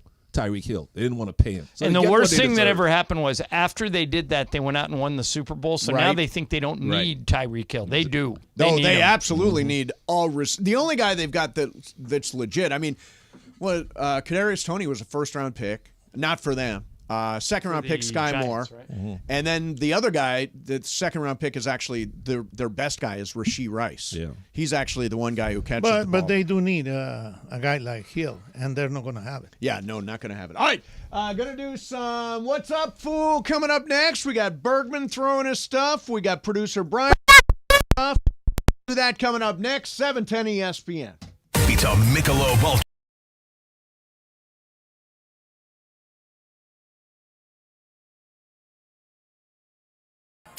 The 12 days of 710.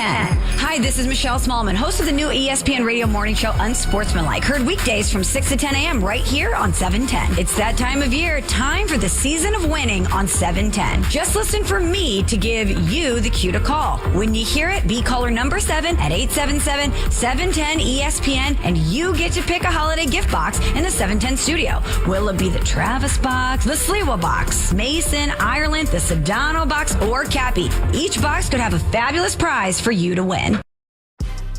Big news, Laker fans. John Ireland here. You can now stream every Lakers game on the ESPN LA app.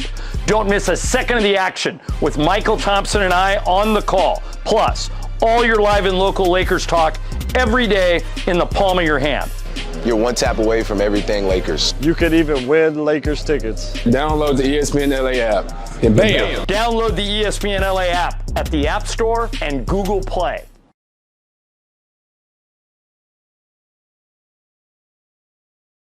Elevate your game at Hollywood Park Casino. Join Travis Rogers and Kirk Morrison this Sunday for their live Rams postgame show from the Rays Lounge at Hollywood Park Casino. Win prizes and interact with Travis and Kirk. Hollywood Park Casino is Los Angeles' premier card room casino and entertainment destination. Reminder, party, oh party, Sunday after the game. Come see Travis and Kirk and enjoy a postgame meal and drink at the Rays Lounge right after Rams football is done. Hollywood Park Casino. Eat, drink, play.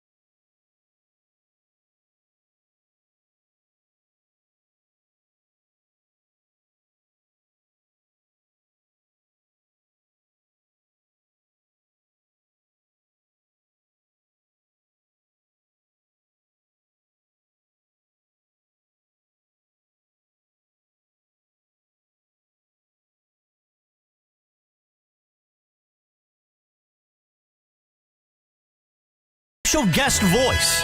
Take it away, guest voice. What's Up, Fool is brought to you by Dos Hombres Mezcal. It's fate. It's friendship. It's mezcal. Dos Hombres. Look at that. How do I follow that? I don't. So I simply say, take it away, Corporate Greg. Thanks, Morales. All right, so you guys have seen a lot of basketball movies, I'm assuming.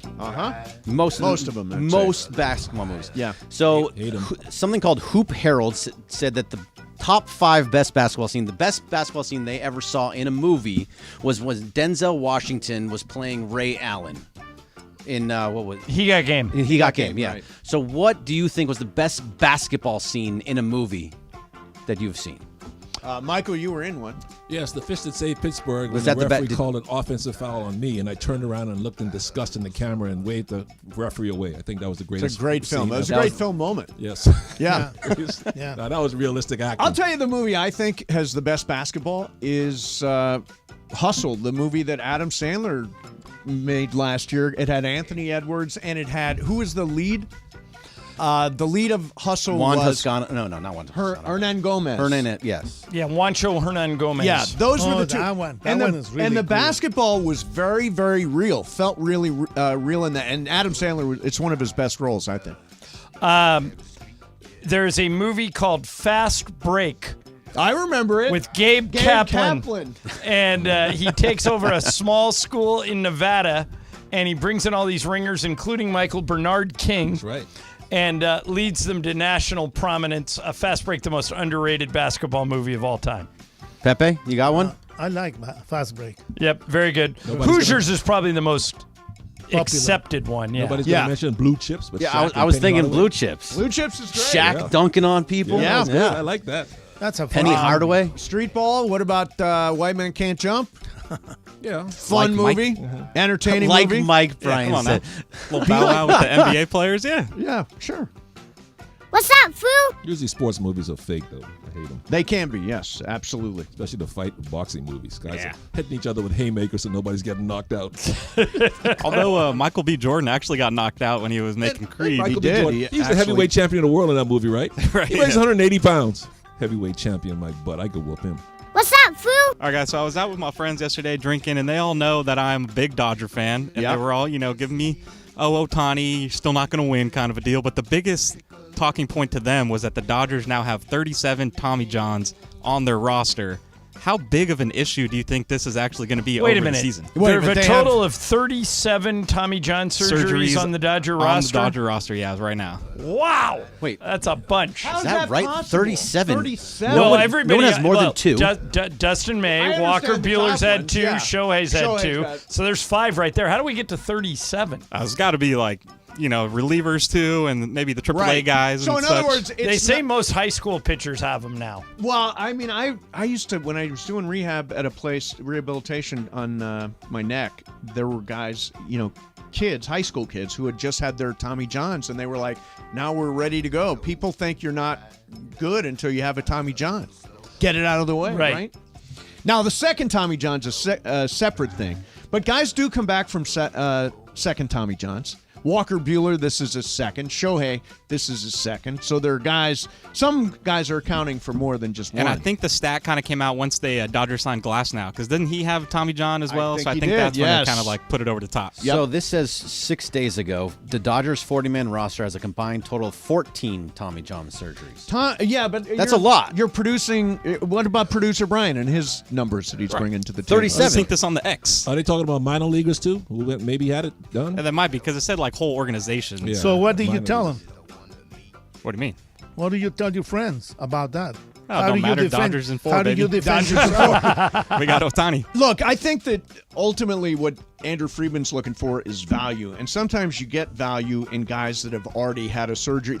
He signed guys that he knew weren't going to pitch in that season just for down the line. So Friedman is always looking for a bargain, and a lot of times a guy who's had a Tommy John or is in the process of recovering from a Tommy John, you can sign for a really good price, and they can be effective afterwards. What's up, fool? Okay, so That was pretty good. I'll sign up for that answer. That was a good answer. Nice. I'm not I'm sure with what you. I'm saying, but Cowboys kicker Brandon Aubrey has had a pretty good rookie season so He far. hasn't missed yet, has No, he? he is not. And so he set the record as well this year. And he made his jump from soccer to the NFL because he said it was his wife's idea. So my question to you, is there anything that your partners have, encouraged you to do that have turned out to be, life-changing? Well, I'm sure there's something. What did Juan tell me that has become life-changing? I'm about to come out. No, he was not really involved in it. Oh, he's involved, but he wasn't pushing He didn't me. encourage it. No, he did not encourage it. What has Lisa done for you? Well, this house we're building in Idaho is all her. Oh, yeah, that's right. That's she had to talk me into it. I never want to spend money on anything. Yeah. So and I'm glad I did. It's been a really fun project for her, and she's done great with it, and it's almost done, and so probably that. The one thing Juan always says is avoid gossip. I try to avoid gossip. He has an expression: head down, pencil up. In other words, just keep working. Don't get involved in the drama. Don't get involved in the. That's a very good advice. Yeah, it's good advice, and I practice it. I live by that. What about you, Pepe? What's Liz told you? Well, my deceased wife is the one that made me take the decision to leave the job that I was doing before and to start on what I'm doing now. Okay. What were you doing before you got the Laker job? I work for an airline for 20 years. Oh, no kidding. Really? I never knew that. Did you get free flights? All the time. All the time. Which airline did you work for? Mexicana Airlines. Oh, wow. Good. Nice. It doesn't longer exist. And those were 20 great years. I met my wife over there. Okay. Yeah, nice. And then That's a great story. I had the decision, and she said, "Go for the Lakers." Yeah, nice. What about any of your lady friends, Bergman? My ex-wife. Your fleet of women. Yes, there's so many. My ex-wife told me to get out of radio, so that was good advice. Yeah, I mean, it's paying Told off. me to go into was it money management? Money management, that was the right thing for Sure. Yeah. Not What very about Allison, Brian? Allison pushing you to do anything? Not that I could think of, honestly. No, nothing. How about you, Mike? Nothing. Well, Julie told me to accept my sons as mine, so that was pretty good. That turned out to pretty good. What are you talking about? They are your sons. Well, it took me a while to recognize that. Come on. I'm telling you, you're so stupid, Michael. I mean, really, when I think that you just reach your limit, somehow Of you stupidity. find a way to go over. Somehow you realize it may indeed be limitless. Yeah. It's not. It's not. Sometimes you don't accept it in your kids, but sometimes it turned out to be pretty good. All right. Michael's the only person I've ever met who will admit that he likes one of his kids better than the other two. Oh, yeah. I think that's like the ultimate in honesty. Pepe, Yeah. I asked him, who's your favorite kid? And without hesitation, he just goes, Trace. He's the only one who listens to me. He listens to my advice. Yeah. The other two's like, shut up, Dad. Like a little Dion, you got the They kid treat rankings. me like Pepe treats me. There you go. What's up, Foo? All right, guys, so me and MT were kind of talking about this before the show, but In-N-Out opened their first store in Idaho. Yep. Yeah, 7-8 hour wait. 8-hour wait in the cold, too. It's not like, 30 degrees. Yeah. What's the longest you guys would wait for your favorite food item? Well, I hate lines. I will not wait in a line for anything. If I Even walk at in, In-N-Out? In-N-Out, I kind of go into it knowing that there's a line. Right. So but here's my exception.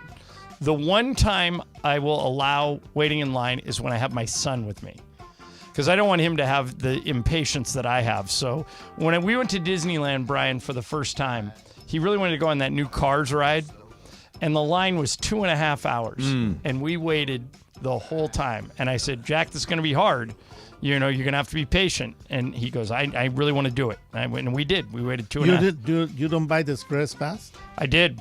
With the Express Pass, It was 2.5 hours. With the Express Pass? Yeah. Wow. Yeah, and we get. By the way, Pepe, because I work at ESPN, I get to go into the park an hour early. Still 2.5 hours. Damn. It was right when that ride came out, when the movies were really popular, and so that's the longest I've ever waited in line for anything. I don't like to wait in lines. I used to, but when I was young. But you mentioned earlier that you like Starbucks. If I walk into the Starbucks downstairs and there's more than 5 people in line, I'm out. Yeah, but Me that's too. where the Me order too. ahead feature Me too. is. Yeah. I mean, the order ahead feature for Starbucks is like one of the great inventions, because I walk in, pick up my stuff, leave. And by the way, I was looking up. Why doesn't In-N-Out have that feature? In-N-Out should have, because In-N-Out's the only one I wait in line But for. In-N-Out is a drive-through But you in can walk essence in. anyway. You can still walk in if you don't Well, want if they have a parking lot, yeah. But I mean, you wait like 10 or 15 minutes and in and Not out. right. Not the In-N-Out I go to. No, more like 30 to 40. In-N-Out lines are really. You know what else is really long lines is Chick-fil-A. Right. Chick-fil-A always has There really is a long Chick-fil-A lines. in Torrance that has a line no matter what time of day it is. Permanent line, yeah. It's like it can be like a non-peak, like 10 in the morning, line, 25 cars. 3 in the afternoon, 25 cars. I don't understand it. There is no off-peak at this Chick-fil-A. It's like there's a line from the minute it opens until the minute it closes. Probably you guys remember this, Mace. Yeah. We used to wait in line and spend the whole night to buy tickets to go see a concert. Sure. Did anybody do it? I waited all night. Yeah. I went for Billy Joel the first time that he was at the Forum. Yep. I spent the whole night waiting in line. Pepe, when I was in college, 1985 NBA Finals, you had to go down to the Forum and wait in line to get a lottery number. A number, yeah. And so if your lottery number was over 5,000, you weren't getting tickets. I remember So that. I went down with my roommate. We went down at like 2 in the morning. We closed down a bar, went down there, slept in our car, got in the line, and I get my lottery number, 7,260, and I go. That's really frustrating. I look at him, I go, what's yours? He goes, 48.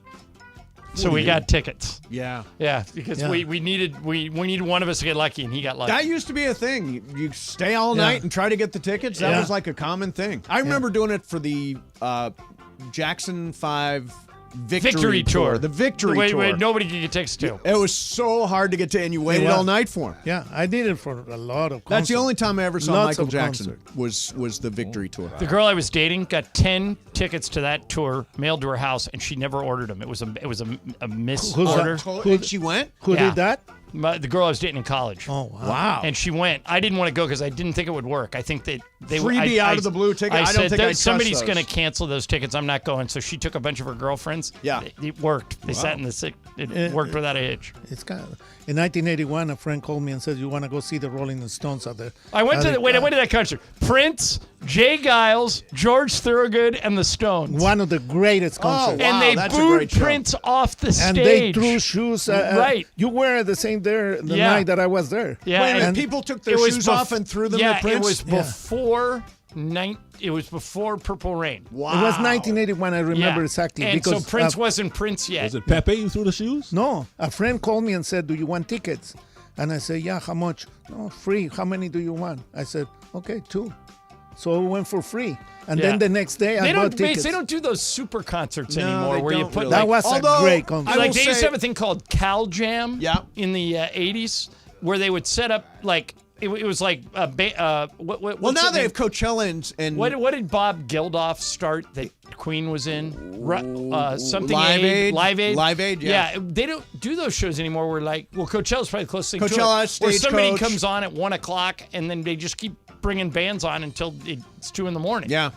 So if you went to that Rolling Stones concert where Prince played, and did you bring an extra shoe to throw, or did you actually take a shoe off your foot and throw it? Did you only have one shoe after the concert? I was surprised. That's a very good question. I was surprised to see that, really. Yeah. When you think of shoes being thrown, what do you think of? George Bush. George Bush ducking out. Yeah. That was like the greatest move of all, like ducking out of that shoe and never missing a beat. But I always wondered what you asked. The guy who threw his shoe, did he walk home with one shoe? Yeah, that's a very weird him, they thing arrested to have him. thrown. Yeah, probably. Yeah. They probably locked that guy up. All right, with one shoe. coming up next, if you're a football announcer, is it a requirement that you talk about Taylor Swift? We'll do that coming up next. Maybe. Mason in Ireland. Pepe's here. Michael's here. 710 ESPN. The 12 days of 710. Hi, this is Michelle Smallman, host of the new ESPN radio morning show Unsportsmanlike. Heard weekdays from 6 to 10 a.m. right here on 710. It's that time of year, time for the season of winning on 710. Just listen for me to give you the cue to call. When you hear it, be caller number 7 at 877-710-ESPN, and you get to pick a holiday gift box in the 710 studio. Will it be the Travis box, the Sliwa box, Mason, Ireland, the Sedano box, or Cappy? Each box could have a fabulous prize for you to win. Elevate your game at Hollywood Park Casino. Join Travis Rogers and Kirk Morrison this Sunday for their live Rams postgame show from the Rays Lounge at Hollywood Park Casino. Win prizes and interact with Travis and Kirk. Hollywood Park Casino is Los Angeles' premier card room casino and entertainment destination. Reminder, party, oh party, Sunday after the game. Come see Travis and Kirk and enjoy a postgame meal and drink at the Rays Lounge right after Rams football is done. Hollywood Park Casino. Eat, drink, play. Big news, Laker fans. John Ireland here. You can now stream every Lakers game on the ESPN LA app. Don't miss a second of the action with Michael Thompson and I on the call. Plus, all your live and local Lakers talk every day in the palm of your hand. You're one tap away from everything Lakers. You could even win Lakers tickets. Download the ESPN LA app and bam! Download the ESPN LA app at the App Store and Google Play.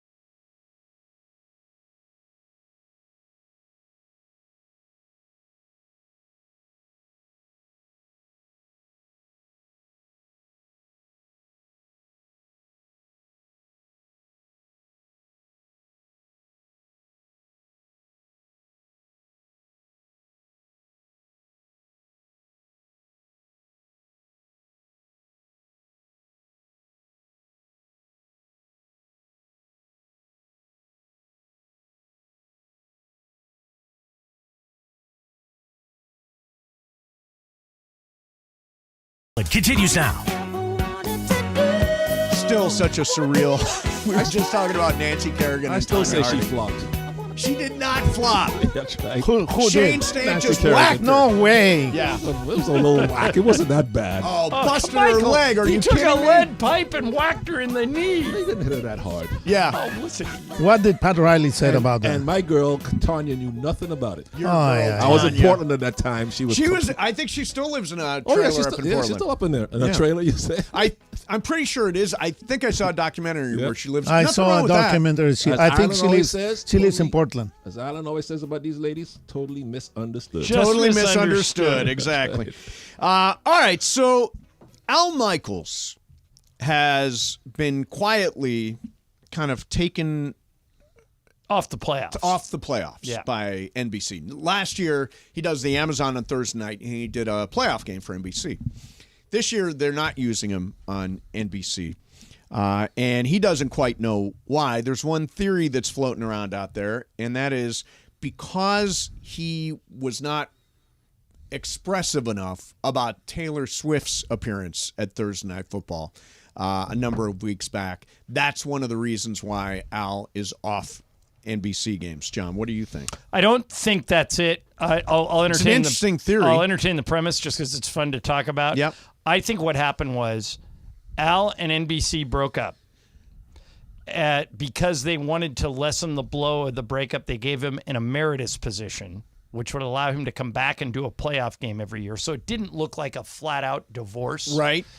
And then after... But he doesn't seem to understand what... I mean, in his comments, he's like, I don't know what happened. And I think then new people started running sports at NBC, and they said, why are we using an older Al Michaels when we've got some young and up-and-coming talent? They really like Noah Eagle. They really like Todd Blackledge, and they said, it's our playoff game. We're paying millions for it. Why don't we use our announcers rather than use Amazon's announcers? And I think Al got caught in the crossfire. For my money, Al's still the best football announcer alive. He's great. He's great. When his voice is applied to a game, it makes the game bigger. By the way, I think NBC's making a mistake. This is the theory. Al Michaels' removal from NBC's playoff coverage might be linked to his stance on covering Taylor Swift. He expressed the importance of moderation, stating, "You can't make a sideshow of this show." Michaels emphasized that the audience tunes in primarily for the football game, not extraneous elements. Guess what? Al Michaels absolutely correct. Right. I understand showing her and all that. I guess she got booed yesterday. Yep. But I understand showing her, but it did get to be too much, I think. It depends on what you're trying to do as the producer of that game. Right. If you just want to cover the game, then Al Michaels is your guy. Yep. If you want to attract people from outside the tent, Taylor Swift fans, people like Emily Hebel that need a reason to watch the game, you should lean into Taylor Swift being a part of it. And if he didn't, and he did. You heard him. He didn't. If he didn't lean into it, I can see that coming up as an issue. Like, for example, so Al's calling Thursday night. Yeah. Most important game of the year for the Rams versus Saints, both teams 7-7. If in this world where some superstar person, and there will be famous people at these games, Sure. right? It's a big Thursday night game, LA. prime time, LA. Yeah. Do I care? I mean, I care when they show him up on the board for a minute, like Dr. Dre was there yesterday. Danny Trejo was there yesterday. These guys on the screen. I don't want to dwell on it.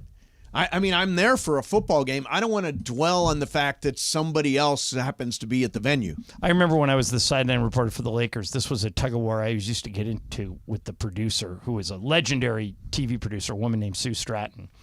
And I would talk into my microphone, I would say, Sue, Anna Kournicova's here. We should talk to her. She'd be a big draw for us. Sure. And Sue would say, has nothing to do with the game. No. Really? And I would say, okay, how about Mike Tyson? He's here too. She'd go, that I can sell. Go do Mike Tyson. Right. So it depends. A lot is, but you guys, and like the producer now doesn't do any celebrities. You guys used to do third chair. Yeah, it was fun. Yeah, we did that though in those 6 years where the Lakers were really bad. We're awful. Yeah. When the Lakers started getting good again, we gave it up. Would you not bring that back for anybody? Oh, sure we would. Depends who it is. Yeah. But do you seek people out now? No, but if we see somebody there and we think, oh, that'd be fun to talk to. Right. We'd take a run at them. But what's more important, the game or the celebrity? The game, but the question is, do you ignore the celebrity? Because that's what Al's being accused of. If Kelsey catches a touchdown, should you pan up to see Taylor's reaction? Well, you can say, the Taylor Swift is here, and that's it. What I think you cannot do is make a point of cutting her out. No, I don't think you can ignore the fact that the biggest pop star in the world is dating the best receiver on the Chiefs. But one thing that you said, the producer has to tell you before the game, said, in case Taylor Swift is there, I want you to mention Taylor Swift. And if you don't do it, then they had a point. If I was the head of the network and the producer of the game ignored Taylor Swift, didn't mention her, didn't show her, I'd fire the producer. It wouldn't be nice. I agree. Yeah, I would, and I don't know.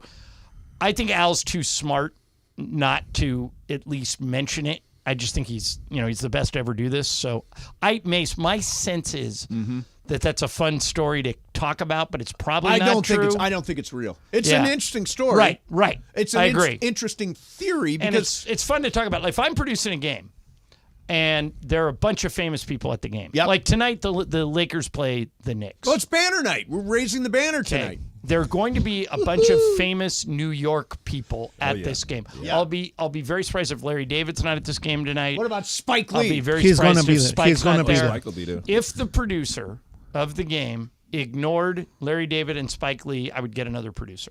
Right.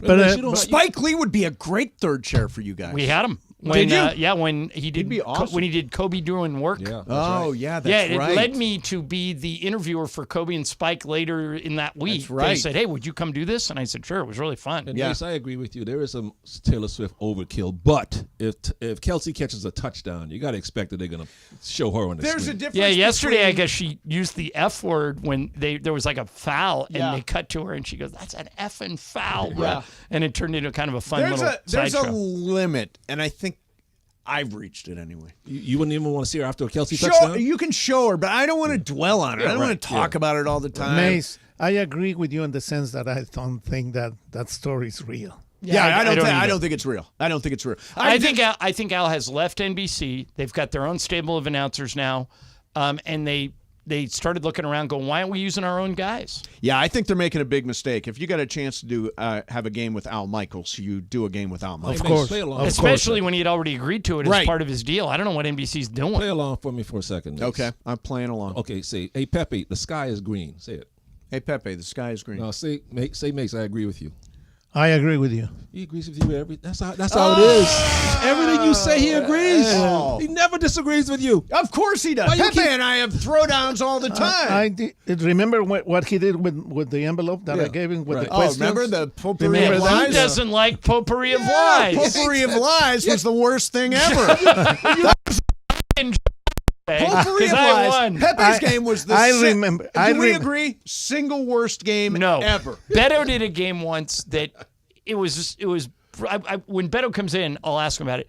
It was brutally obvious that he'd forgotten to do a game, and like 10 minutes before you said, "Beto, it's your game today, right?" And Beto went, "Sure," and he just said like, "My favorite color is A, blue, B, red, C, green." And he got through it. Yeah. But you could tell But he I was tell you swinging. what, just thinking about what I did and remembering Michael's face my and God, Steve's face, Was all worth it's it? priceless. Yeah. Priceless. It was great. Yeah, Well, you can suck it up to Mace. You don't have to agree with him everything he says, Pepe. What's wrong with that? I'm right most of the time. What's wrong Because you never agree with anything I say, but yet you agree Because with you said a lot of stupid things, Yeah, and I'm a no, smart person, cornered and that he is market. smart too. Yeah. Sometimes I will say this: when it comes to NBA games, Michael makes more sense than almost anybody. I does. cannot believe the amount of times Michael will say something, and they say, "We're going to a review," and Michael will say, "I don't need a review. That is a take foul. That is the definition of a take foul. What are they reviewing it for? Just call it and go." Yeah. And 5 minutes I later, know. It's ridiculous. they will come back. Why can't they fix that? They're Why afraid. can't I Adam don't know. Silver fix that? I know, but I guarantee you, Michael can do it in 10 seconds. It is the slowest process. And I'll tell you what, especially last 2 minutes of the game, probably 45 minutes sometimes. Yeah, It's exactly. just the craziest damn thing. It's like the most exciting part of the game. Down the stretch, and they're stopping down, and they're looking at film. It's like just It's awful, ridiculous. 'cause it takes the momentum Yeah. and the drama out of the game. But that's the only thing that he does right. I mean, and they pay him to do that, so you might as well do it right. That's right, Pepe. All right, tell you what, let's do this. So there's one big NFL star whose name is Travis Kelce, who is looking to trademark 4 phrases. Have you heard about this? No. Yeah, he is trademarking 4 phrases. I'll tell you who and what he copyrighted coming up next. Mason in Ireland, 710 ESPN. All right, if you listen to this show, you know that Mason and I love Mirror Audio Video in Westwood. Our guy Isaac Ziv and his son Roy have been running that thing and serving LA's sports fans for more than 40 years. Why? Isaac and Roy and the team at Mirror can deliver for you products and services that others just don't offer. Cutting-edge home automation from Crestron, Lutron, and Control4. You want to have one-touch control over everything from your pool to your lights to your window shades? Mirror is the place. Better, faster Wi-Fi? Got to be Mirror. And we can't stress this enough. World-class customer service. You know when you call some big company and they throw you into that automated phone jail? Not going to happen with Mirror. You call, Isaac or Roy picks up the phone, and just like that, you are taken care of. So do like we do. Call Mirror Audio Video today. Try it right now. I guarantee you, you're not getting into phone jail. They'll talk to you. 310-234-4010. 310-234-4010. If you're looking for a new TV for Christmas, tell them, hey, I want that Sony that you sold to John Ireland last year. I got a Sony in my house that is, it feels like I'm at the game. It's unbelievable. One more time on the number, 310-234-4010. Mirror Audio Video in Westwood. The 12 days. The 12 days of 710. Hi, this is Michelle Smallman, host of the new ESPN radio morning show, Unsportsmanlike. Heard weekdays from 6 to 10 a.m. right here on 710. It's that time of year, time for the season of winning on 710. Just listen for me to give you the cue to call. When you hear it, be caller number 7 at 877-710-ESPN, and you get to pick a holiday gift box in the 710 studio. Will it be the Travis box, the Sliwa box, Mason, Ireland, the Sedano box, or Cappy? Each box could have a fabulous prize for you to win. Big news, Laker fans. John Ireland here. You can now stream every Lakers game on the ESPN LA app. Don't miss a second of the action with Michael Thompson and I on the call. Plus, all your live and local Lakers talk every day in the palm of your hand. You're one tap away from everything Lakers. You could even win Lakers tickets. Download the ESPN LA app and bam! Download the ESPN LA app at the App Store and Google Play.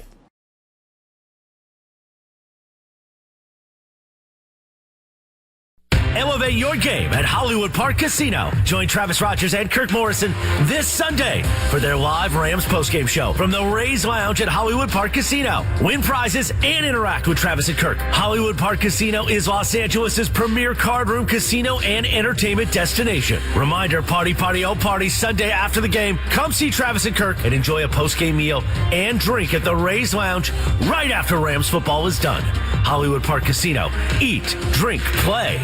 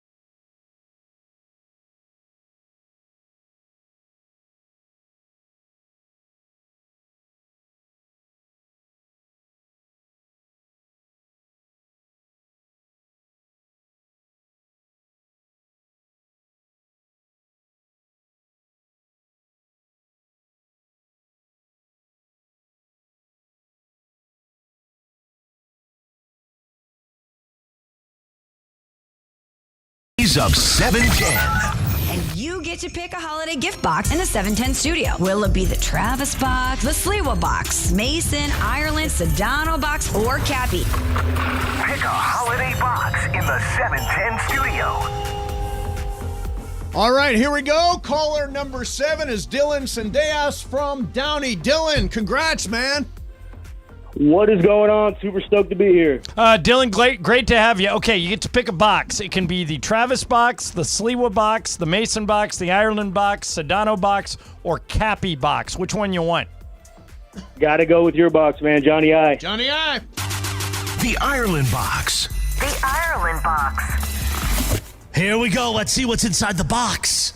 Congratulations, you win a Sierra Subaru prize pack. And, of course, a gift card from our friends at Islands. And that's what's in the box, Jack. All right, there you go, Dylan. Subaru prize pack and Islands gift card. We love Islands. Congratulations. Hey, what station takes care of you during the season of winning? ESPN 710, baby. All right. Thanks, Dylan. 12 days of 710. The 12 days of 710. It's the season of winning on 710. Nailed it. I always think formatics. I've always got Morales like all over me, waiting for me to screw something up. I thought we got that one right. You always look this way, too. Like you just want some confirmation. Validation. I need validation. So I just give you a thumbs up. Thumbs up. So I got rid of my. Last week I had a beard. Oh, yeah. You've already given up. Why'd you get rid of it? I gave up because it got very scraggly. And I'm like, I don't want It looked good. Also, people say it made me look older. I don't really want to look older. So I'm going to go with scruff. But not, and so I keep saying Juan hated the beard. I kept saying, yeah, but Bergman likes it. You said that Juan loved it. Yeah, he grew out of that. That was very brief. Should have just trimmed it. So in the end, the only person that liked it, I think, was Bergman. Oh, I liked it. I thought it looked good. Yeah, thanks. All right, so Travis Kelce, we were just talking about. He's filed for some trademarks. And I think a couple of these are good, and some of these I don't even understand. Maybe you guys do. He has trademarked the word Killatrav. Killatrav. Killatrav. I get it, but I've never heard anybody call him Had that. anybody ever call him Killatrav? Never heard of it. No. Didn't think so. Okay, how about this one? All right, nah. All right, nah. Is that something he says? I'm guessing it is. Apparently it's something he says. Oh, it's Now, like somebody from New Orleans. That's the way they talk. all right, nah. Those Cajuns. Okay, how about Flight 87? Please. He ain't fast enough to be Flight 87. What's he, a blimp? An airship? You got to be a fighter jet to be Flight 87. And then the last one is Kelsey Crunch. Yeah, I like that. He can use it, but I've You never use that- heard any of these You can do that things. for cereal. That's right. He could do it for Yeah, maybe he's cereal. got some things working that we don't know about. Yeah. That would make sense. That's the only one that makes sense. Yeah. So, do we have anything we need to trademark? Let's see. What could Mason trademark? I could trade. I mean, I should probably trademark Venice Mace. Yeah. Yeah, but sometimes they won't let you trademark stuff. Like if I tried to trademark why not, I don't think they'd let me. Oh, I don't know if it. I wonder if it's What trademarked. about Potpourri of Lies? Potpourri of Lies. Yeah, We that- should trademark I that. should trademark that. What about you, Pepe? Any expression? Potpourri of Lies. Potpourri of Lies is what you're going with. Pepe's people. You can show you a picture No, of you no, waving it's to not- them. Yeah, waving. Bergman, any phrases we should trademark here? Oh boy. Oh boy. I love the oh boy. That's, by the way, this is the drop Oh boy. I use probably more than any. Are there, You do use it quite a lot. I just like throwing that in randomly. Oh, the other one All we right. can do. What about this one?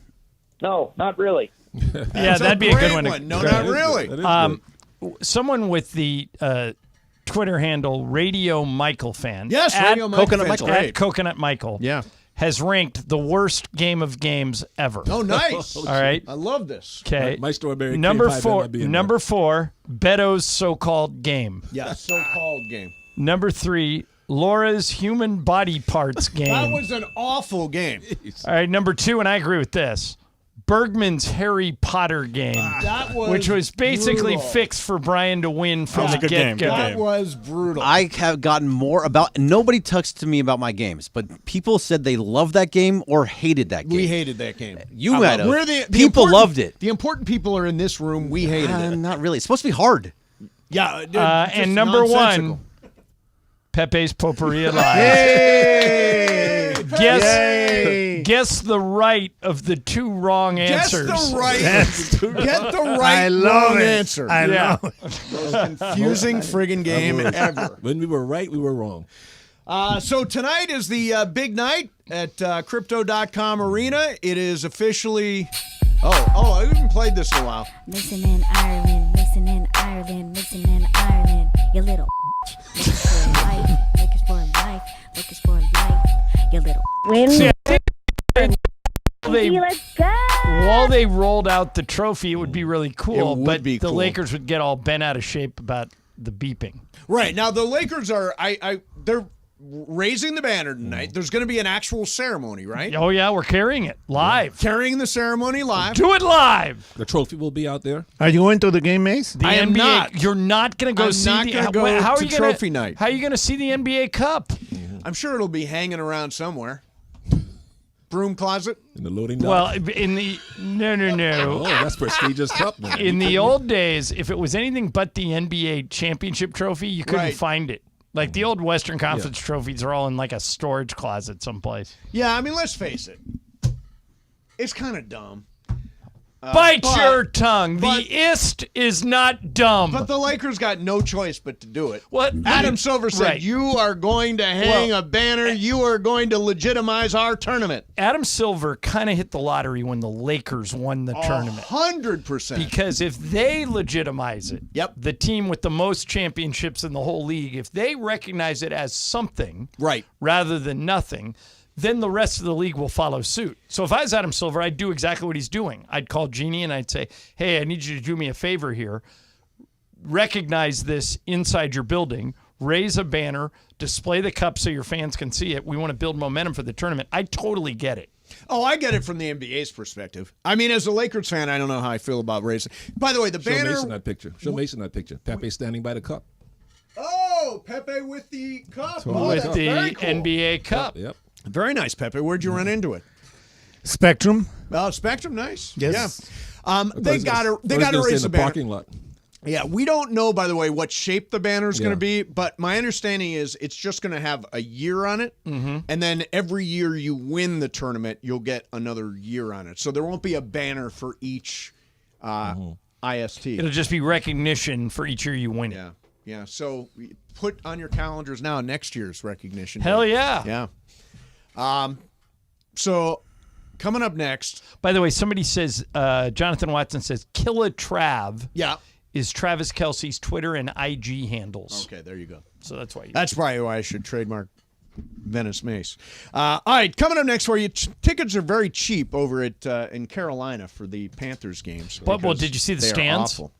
Yeah, I did. Even with the low discount. Yes. Not a lot of people took them up on it. Now, we'll talk about that coming up next. Plus, the Rams control their own destiny. We'll get to all that coming up next. Mason in Ireland. Pepe's here. Michael Thompson is here. It's Banner Night, 710 ESPN. It's a Michelob.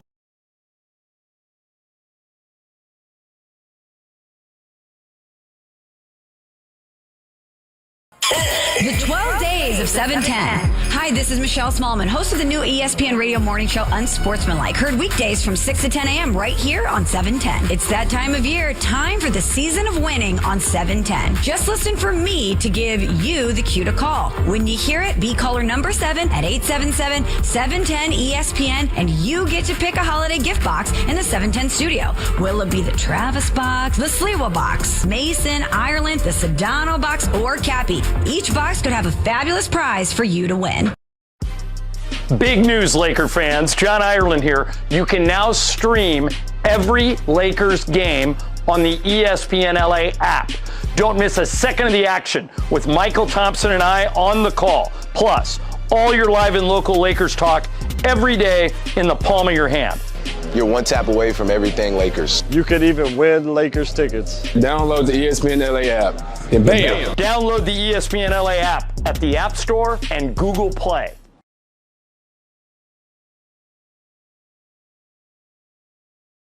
Elevate your game at Hollywood Park Casino. Join Travis Rogers and Kirk Morrison this Sunday for their live Rams postgame show from the Rays Lounge at Hollywood Park Casino. Win prizes and interact with Travis and Kirk. Hollywood Park Casino is Los Angeles' premier card room casino and entertainment destination. Reminder, party, oh party, Sunday after the game. Come see Travis and Kirk and enjoy a postgame meal and drink at the Rays Lounge right after Rams football is done. Hollywood Park Casino. Eat, drink, play.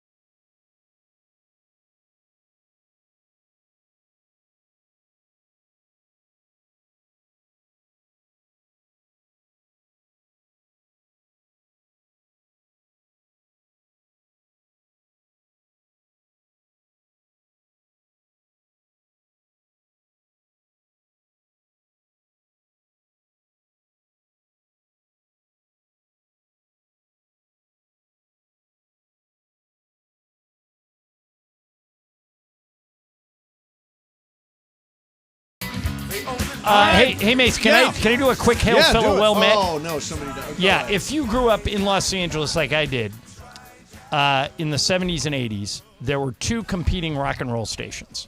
Yep. KMET, 94.7, Little Bit of Heaven, KMET, and KLOS. Those were the two.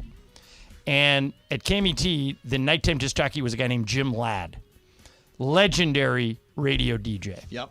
Passed away today at the age of 75. And he was doing, for the past several years, he's been doing a show at Sirius. Oh, okay. But this is, if you remember Tom Petty's Last DJ, that whole thing, that was about Jim Ladd. Just legendary rock DJ. Shout out to Jim Ladd. What a tremendous run. Yeah. Hail fellow well met. Hail fellow well met. So, Pepe, I asked you this during the break, and then I thought, no, this should be on the air. What is your favorite? You see a lot of movies. You and I both see a lot of movies. What for you is the best movie of 2023? So far, the movies that I watch, Killers of the Flower Moon. Killers of the Flower Moon. My answer is going to get me mocked. Of course it is. I think it's Air. No, that's not. That's one of my top 5. Which one? Air, the Michael Jordan movie. Air is fantastic. Have you seen it? No. Damon is great. Affleck is great. Jason Bateman is great. I saw that movie. Yeah, it's good. I love that movie. Michael Thompson has a very brief cameo in that movie. That's right, Pepe. Very good. When they got rid of all the Air Force One guys like Michael and gave all the money to Jordan. Yeah. So for you, it's Killers of the Flower Moon. And very close to Oppenheimer, but I haven't seen Maestro. I haven't seen Maestro either. Yeah, there are a lot of movies coming out right now. That's the Bradley Cooper movie. And I tell you, especially, because Michael is not going to understand this. Yeah, it's very important because you can see the work of the director on the actors. The actors are fantastic. Yeah. And the whole thing, it moves you. Yeah. I love it. So here's what I would say. Now, Michael, do you have the stomach to sit down for a 3-hour and 20-minute movie? Of course. If it's a great movie like Oppenheimer, of course. Did you watch Oppenheimer? I got it downloaded. I haven't seen it yet. Yeah, put Killers of the Flower Moon on your What's it about? On your list. It's a how would you say it? Very interesting movie. Yeah, there's a reservation, and there are deaths taking place, and somebody is responsible, and it's set in probably Oklahoma. That sounds right. Like Oklahoma. A serial killer on a reservation. Nah, well, they want the oil. Oh, okay. Yeah, they want the oil. It's a really good story. Like Leo De Niro's great. You're gonna like it. Yeah. For me, it's a movie called Past Lives. I wanna see that. It's so good. Greta Lee is in it. It's a Korean movie. It's the one movie that made me cry this year. It's on Amazon, right? It's on Amazon. Yeah. I don't think you'll watch it because it has subtitles and you don't know how to read, Michael. But anyways, do you watch movies with subtitles? Yeah, definitely. I like to watch a lot of Nazi movies, and so they have a lot of subtitles. Yeah, the Nazi movies. What do you leave the subtitles on all the time, like my mom and if they're in foreign language, I'll keep them on. I gotta read them. They keep them on when it's English. Oh, I can't. Oh, do that. No, they're doing like Young Sheldon, and they've got the subtitles. Why? What is going distract on? Them? Keep in mind. I grew up watching American movies with subtitles, right? Like Casablanca, for instance. Sure. So we have spotted of course, tonight is the big night. It's banner night at Crypto.com Arena. That's right.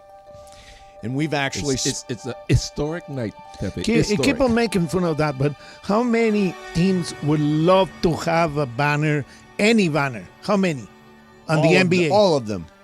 There you go. Yeah. A lot of teams do have banners. So we've got a picture of the banner. Are we allowed to say what? Well, it's not you guys. It's a long, tall rectangle. Okay. It's got a point at the end. Oh yeah. And then it says Lakers in-season tournament champions, and it's got the year 2023 on it, and it's got a picture of the NBA Cup on it. That sounds cool. It is, and it's black on gold. It is hanging with the other banners. It's smaller and it's a different shape. Different shape and a different color. Right. But tonight, all its glory, it's the going to be ISK banner will be raised to the heavens. A magical experience for all along to be with had. all of the other Minneapolis Lakers titles. That's right. Yes, right. And I'm really happy for that because there is another team in this city that doesn't have any banners, right? No banners, any numbers, none. nothing. Exactly. I Are wonder they going to put anything at the new place? Yeah, you would think they would You have think they'd to. retire? You know who really? Ralph Lawler deserves something from the Clippers. Danny Manning. Nah. I said that. Michael Danny Cage. Manning. Michael Cage. Michael Big Andy. No, Ralph Lawler's the obvious one. Yeah, he's got to be the first. Because he did it. How long did he do that, And John? then- Long time. And then the second should be Blake Darius Griffin. Miles. Darius Miles. Okay, so I have a question. Yeah.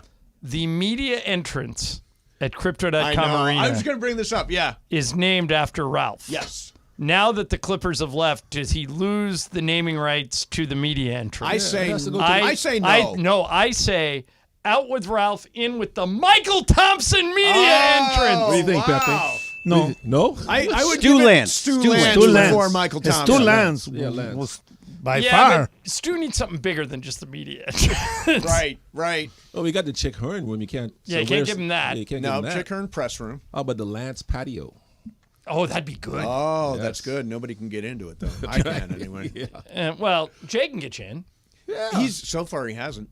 He hasn't Have invited you you? asked him? Yeah, I got nervous. I turtled him. I didn't ask him. I saw him. When was the last time you were at a game to ask him? Second night of the year, second home game. That's when Jay came up to me and said, "Hey, I was hoping I'd run into you." And I should have said, "Hey, Jay, can you take me to the patio?" I didn't.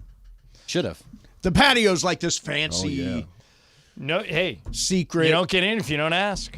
Exactly. You know what I did I did buy a chain. I'm getting a chain. Excellent. Yeah. You're not going to wait for someone to get it for you. Nobody's getting me a chain, so You're I had to buying get it your myself. own chain. How much did you spend? $120. That's it? Yeah. It's going to turn green on your neck. I wear it for a while. So it's ice. You didn't get real dirt. I did not get diamonds. Nobody no. can tell. I'm not get the diamonds guy. So it's a gold chain? Gold, silver. I like silver. Unless I you're don't a like gold. jeweler, nobody can tell. No, nobody will know. Even like the wedding rings now, they're growing diamonds somewhere, aren't they? Right. Don't and they they're like, grow them? And they're like. There's like a bush that grows diamonds. Yeah, or something? and it's a diamond bush. Yeah, right. Well, it's not a bush, but they're generating diamonds. But isn't it like you pick the diamonds it's a off diamond a bush? farm or something? Yeah. Crazy Well, I know on deal. Saturn it rains diamonds. Where? On Saturn. Yeah. Oh, on Saturn it because rains of the diamonds? Because of the pressure in the atmosphere. And Well, you know carbon so monoxide. much about space. Yep. So Yes. Why don't you go to space? No, too dangerous, Pepe. he's afraid he won't get back. Yeah. You get burned up That's in the same answer I ask him when we go to Miami every year. I say, "You gonna go see your family in the Bahamas?" He goes, "No, I'm afraid I won't get back." Yeah. Stuck. Yeah. Bahamas Air would forget to tie the rope around the door, and he wouldn't make it. They pull the propeller, the rubber band will run. At least you're honest.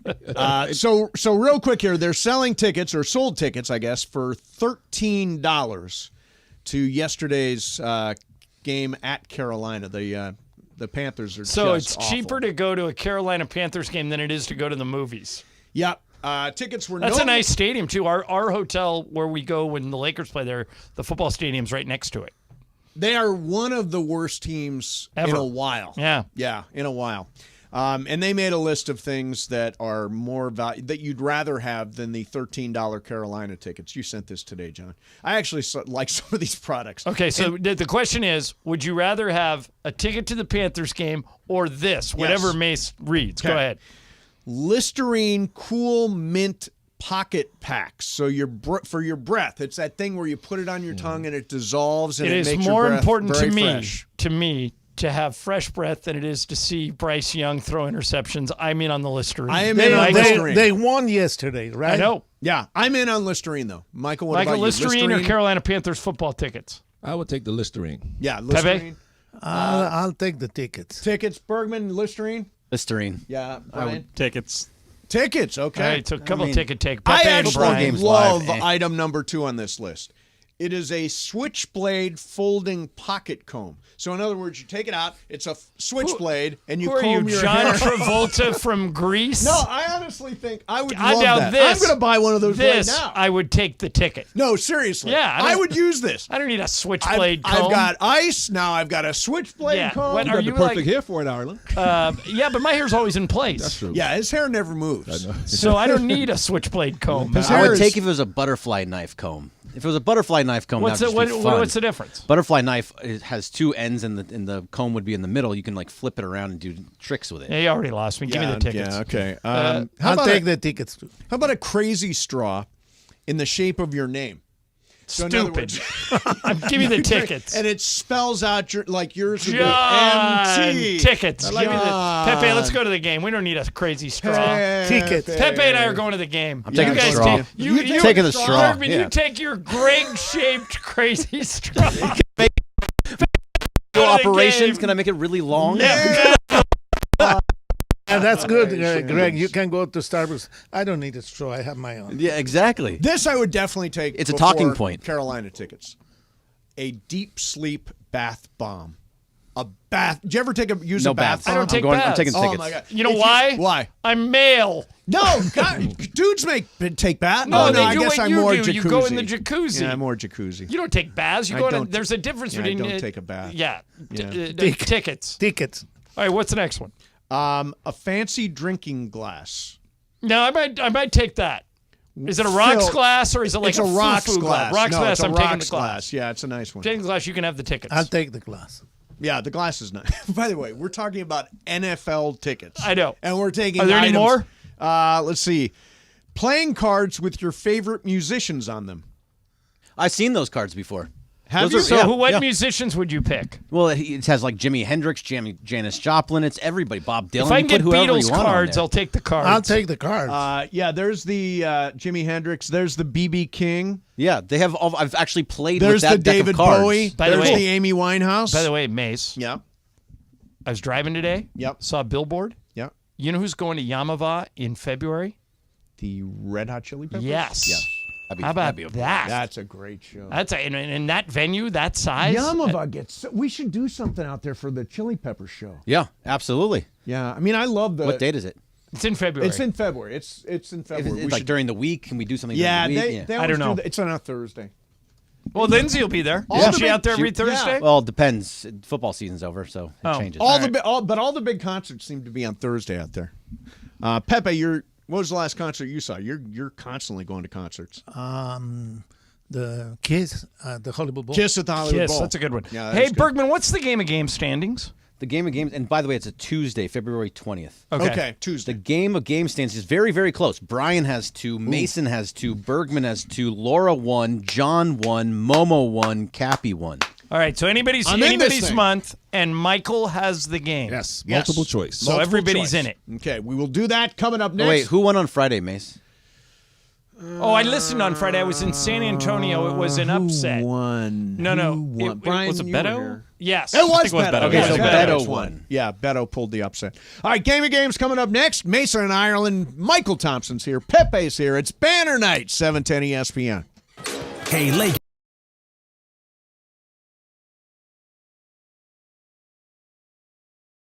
Elevate your game at Hollywood Park Casino. Join Travis Rogers and Kirk Morrison this Sunday for their live Rams postgame show from the Rays Lounge at Hollywood Park Casino. Win prizes and interact with Travis and Kirk. Hollywood Park Casino is Los Angeles' premier card room casino and entertainment destination. Reminder, party, oh party, Sunday after the game. Come see Travis and Kirk and enjoy a postgame meal and drink at the Rays Lounge right after Rams football is done. Hollywood Park Casino. Eat, drink, play. The 12 Days of 710. Hi, this is Michelle Smallman, host of the new ESPN radio morning show Unsportsmanlike. Heard weekdays from 6 to 10 a.m. right here on 710. It's that time of year, time for the season of winning on 710. Just listen for me to give you the cue to call. When you hear it, be caller number 7 at 877-710-ESPN, and you get to pick a holiday gift box in the 710 studio. Will it be the Travis box, the Sliwa box, Mason, Ireland, the Sedano box, or Cappy? Each box could have a fabulous prize for you to win. Big news, Laker fans. John Ireland here. You can now stream every Lakers game on the ESPN LA app.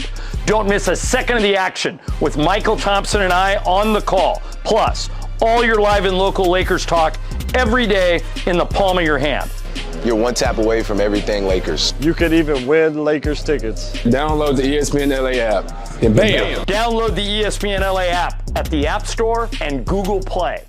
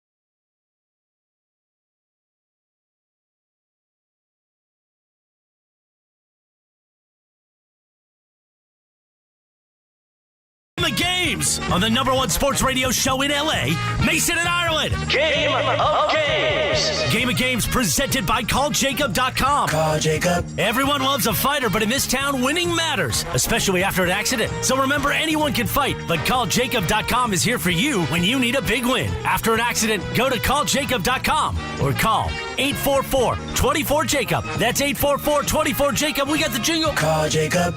Thank you. Game of Games time.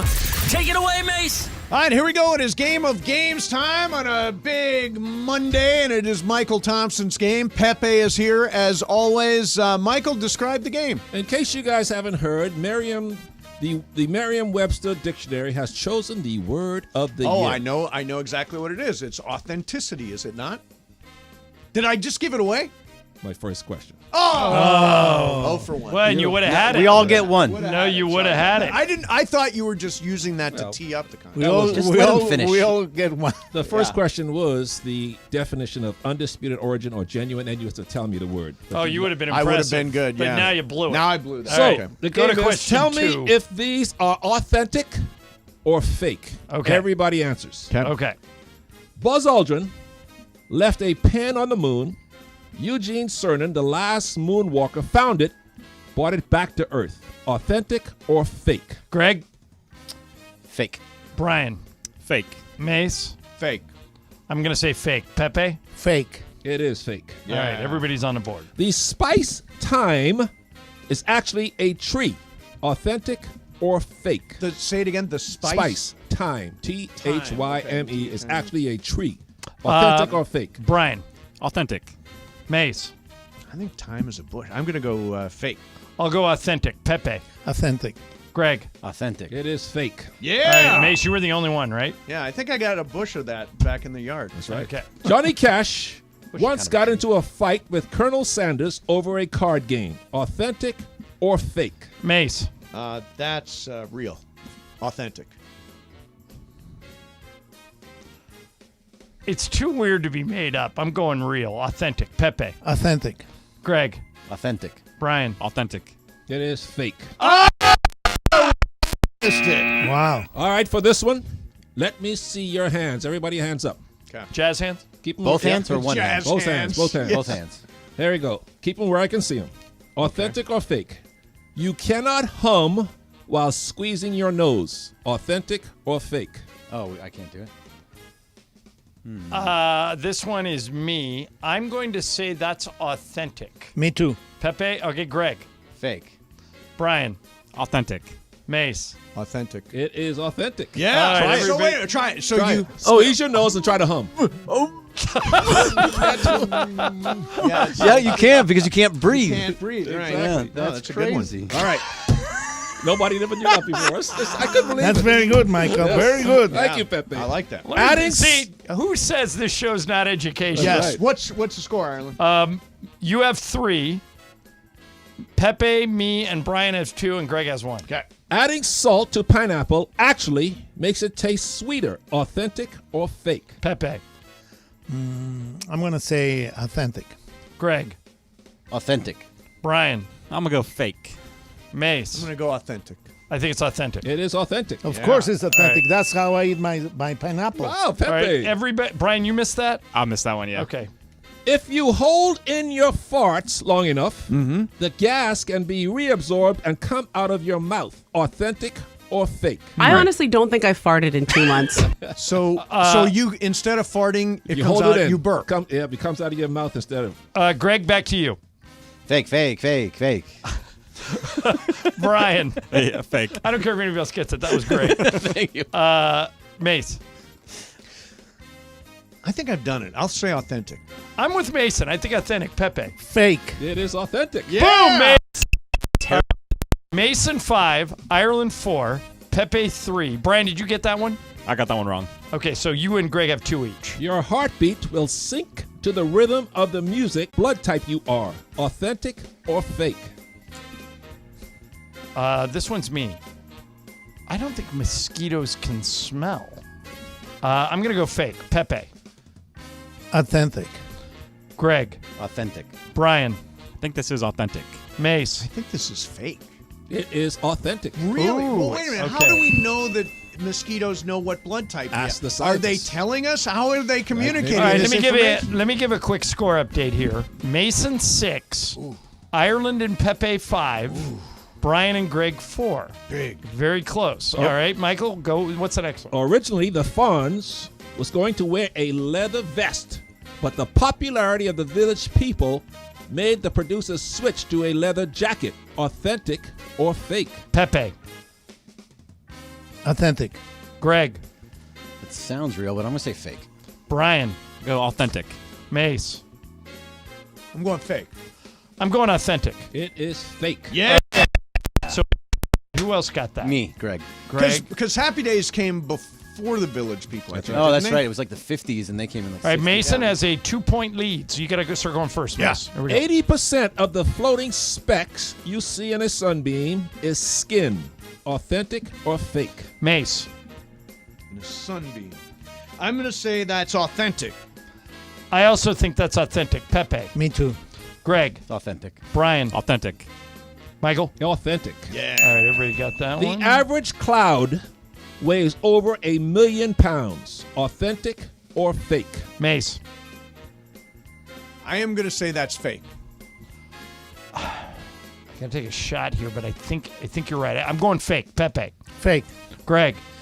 I'm going to take a shot. Go authentic. Brian. I'll go authentic too.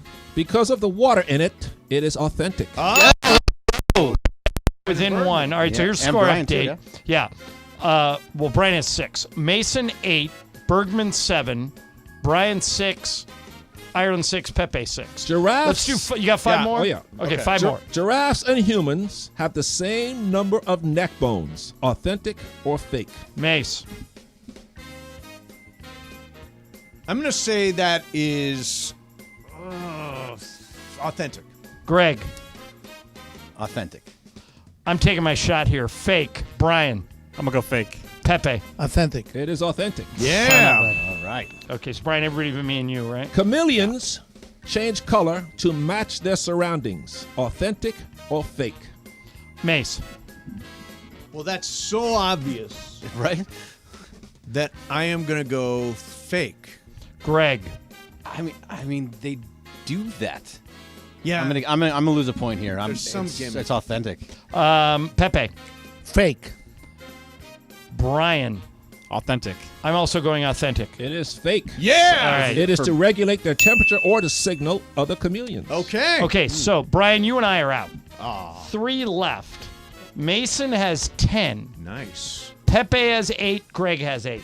Or did you get that right? I got it wrong. Okay, so you have 8. 3 left, so keep that in mind. 2-point Here we lead. go. Yeah. Nails continue to grow after death. Authentic or fake? Mace. Authentic. Greg. I think it's true. I'll go authentic. I'll do the next two. Okay, so you both said authentic. Both say Pepe. authentic. Fake. It is fake. Pepe is within 1. I'm 2 back. still. You're 2 back with 2 to go. All right, here we go. You have 10. Pepe has 9. Greg has 8. Okay. There once were $100,000 bills printed for circulation. Authentic or fake? Mace. Fake. Pepe. Authentic. Greg. Well, I'm out. Oh, actually, no, I'm not. Authentic. It is authentic. All right, now we got got a something. tie. I'm 1 back. And Greg's 1 back. Okay, so Greg gets to go last. Here's the situation. This is the last one, and then we'll have it. Do you have a tiebreaker, Michael? Okay. Mason 10, Pepe 10, Greg 9. So if one of them go opposite, I'm done. Yep. Here we go. Bulls hate the color red. Authentic or fake? Pepe. That's fake. Mace. That is fake. Greg. Authentic. That is fake. Yeah. Is a shootout between Mason and Pepe. No tiebreaker, shootout. Yeah, no, you can do. You can do a tiebreaker if you want. You got a tiebreaker? Yep, I got a tiebreaker. All right, do Okay. that. All right, listen closely. Okay. I got to say this slowly. By number of letters in the word, the longest word in English is associated with lung disease caused by inhalation of silica or quartz dust. The word is pneumono ultra microscopic silico volcano conosiosis. That's one word. One word. How many letters in this word? Mace, take a shot. Write it down. Write it down. Pepe? Okay. How many letters, Pepe? You need to write it down? Or just Pepe, I'll go to you first, so don't worry about it. Okay. How many letters in the longest word in the Standard Dictionary? How many? 33. 33, Mace. Oh, my God. All right. We wrote down exactly the same answer. Okay. Guess So, again. all right. So, yeah, you pick again. Neither one of you can pick 33. Okay. Pepe, go first again? Pepe, yeah. 32. All right, Mace. What you write? You either go 31 or 34. 34. Pneumino ultra microscopic silico volcano canusiosis has 45 letters. Yeah. Mason has the lead in for the Game month. of Games. Oh, beautiful. Very exciting. All right. Good Greg, job. who's doing the show after us today? Cappy. It is Cappy. Yeah. By himself? He's got a band of characters. Cappy and friends. Okay. Oh, it's Garvey and company. Let's do some super crosstalk. ESPN AM 710 Los Angeles. KRDC AM 1110 Pasadena, Los Angeles. K256CX 99.1 FM, Pasadena, Los Angeles. It's the greatest segment in LA sports radio history. Oh my God. When the shows come together for magic on the radio. It will only grow stronger. Super Crosstalk. Are we ready for Sedano and Cap to join Mason in Ireland? Super Crosstalk begins. Super Crosstalk, presented by Coors Light. Coors Light, made to chill. It's time for Super Crosstalk. There we go. Everybody's in the house. Cappy, what's up, man? Gentlemen, Mace, you missed me at all? I mean, after our combo plate last week? Tell you what, we had like 2 combo plates, I think, didn't we? Multiple combo plates. And we got a combo plate on Wednesday. Yes, we do, as a matter of fact. Yeah, so I'm Looking excited. forward to that the combo combo plates plate. are fun. I get so much great feedback from them. And the great thing is, I showed up at the show with all kinds of content on Friday, and then you just blew right by it, and we did other stuff. Well, Johnny that is I. if the shoe fits, Yes. you know. Yeah. Johnny I, you would have loved the last combo play we did because it was me and Mace, and then it was Emily from Travis and Sliwa, and BC from Mason and Island. So we had like a true each show that is the represented. ultimate combo play. Yeah. It was a good show, although we had so much stuff to do. Yeah, and Cappy, you just ramble. You're a big rambler. I love it. Like I loved your ramble on the Chargers after Brandon Staley got fired. That was an excellent ramble. You're a rumble man. Yeah. Wow. Hey, Michael Carlo, one of our listeners, has a really good idea. Is this Carlo Angelo? Yes. Yes. Do you know him? He's in the Mason and Ireland Mafia. Okay. He says they should rename the patio the Lance Lounge. Ooh. That's pretty good, isn't it? Brilliant. Catchy. I like that. Yeah. Catchy. Yes. We'll just start calling it that, and everyone will get mad at us, but Yeah. we'll just start calling it that. Cappy, talking about the patio, I don't think either one of us have ever been in it, have we? I mean, I have. You snuck in? No, I didn't sneak Were you on a in. list? I did not sneak in. Who put you on the list? No list. There is a list. There is a list. How'd you get in? Because, guys, He kinged it. when you walk around like you're supposed to be there, people generally don't stop you. So I'm just one of those guys that has a look like, you know what? I don't know who that guy is, but he kind of looks like he's supposed to be here, so don't mess with him. You're the opposite of turtling. You're always out there. There was a guy, and I did a story on him, Cap. I don't know if you ever met him. I think he's since passed away. Yeah. He was a San Diego native. Yep. And he was a professional gate crasher. His Yeah. name was Oh, Dion Rich. I saw that. Yep. You can Google this. Dion Rich. He snuck into like the first 35 Super Bowls. Never right. had a ticket. Yeah. That's right. And a couple of times, if you go down the rabbit hole and read about this guy, a couple of times he finagled his way onto the field. Oh, yeah. And one year, the Cowboys win the Super Bowl. And they carry Tom Landry off of the sidelines. And on one, they picked him up and put him on the shoulders of 2 guys. On one side was Randy White, the all-pro defensive lineman. Yeah. And on the other side was Dion Rich. He snuck in and got Tom Landry lifted up on his shoulders. And the NFL was furious because they could not catch this guy. So, Cap, when I was working at KUSI, which is a television station down in San Diego, the Super Bowl was there one year. And Deion said, I'm going to sneak in, and you should bring a camera because I'm going to tell you exactly how I'm going to do it. And we did, and he did, and he said he had one of those yellow security jackets, and Cappy took a page out of your book. He just walked around like he was supposed to be there, like he was shouting instructions to people. Nice. And he was pointing at the gate, like he was walking up like, let's move it over here. 20 feet short of it. He goes, hey, double check that gate. Yep. Is that gate locked? Okay, let's back it We need up. to double check that gate. I need you to stand over to the right, please. Hey, how you doing? Yeah. And he just walks right in. That's beautiful. That's and great. then waved to me from, remember the old Jack Murphy Stadium cap? They had those like circular concourses yeah. that you had to walk up. He walked up to the top of one of the concourses and just waved to me, and that was the last shot in the story. Wow. But It was brilliant. nowadays it's very hard. Yeah, I would think it'd be By the very way, Mace, difficult. Much more one of difficult. his proudest things that he snuck into, and he did it twice, was the Academy Awards. Really? Wow. And he finagled his way backstage, so when somebody won an Oscar, he would be like, had his hand stuck out Really? to shake their hand to say congratulations. He had a tuxedo on, but he had his hand out to say and he got on TV like 6 times. Oh, that's amazing. And he convinced him that he was the guy monitoring the door of like when they went into the press room, so he got on TV. He was like the ultimate BSer. You can BS his way into anything. God, I would love to be I would love to sit at the Academy Awards. I watch them every year. I would love to be at them. That would be crazy. Why have you not gone? Because I don't think it's an open to the public. I don't think there are No. tickets on StubHub. The I only don't thing think it that you works can like do that. is being a seat filler. A seat filler. A seat filler. I was a seat filler at the Grammys one year. It was really fun. Pepe, you want to be a seat filler with me at the Oscars? I would do it. Oh, let's do it. Let's. Mace, sure. Rather than being a seat filler, couldn't you find an invitation? I don't believe I could. Really? It's really hard to do that. Yeah, the only person one Bryan person. Cranston, don't you? Oh, Cranston, right? Get you. Yeah, he might be able to. Jeff Blake might be able to do it. Yeah, Jeff's our friend at SNL. Yeah, he could probably get us. Oh, I thought Jeff Blake, the old NFL quarterback. The dad. Jeff the dad. That will be a dream for me. Oh, it'd be great. It'd be great. Cappy, where's your dream location? You can walk into anywhere, apparently. Oh, man.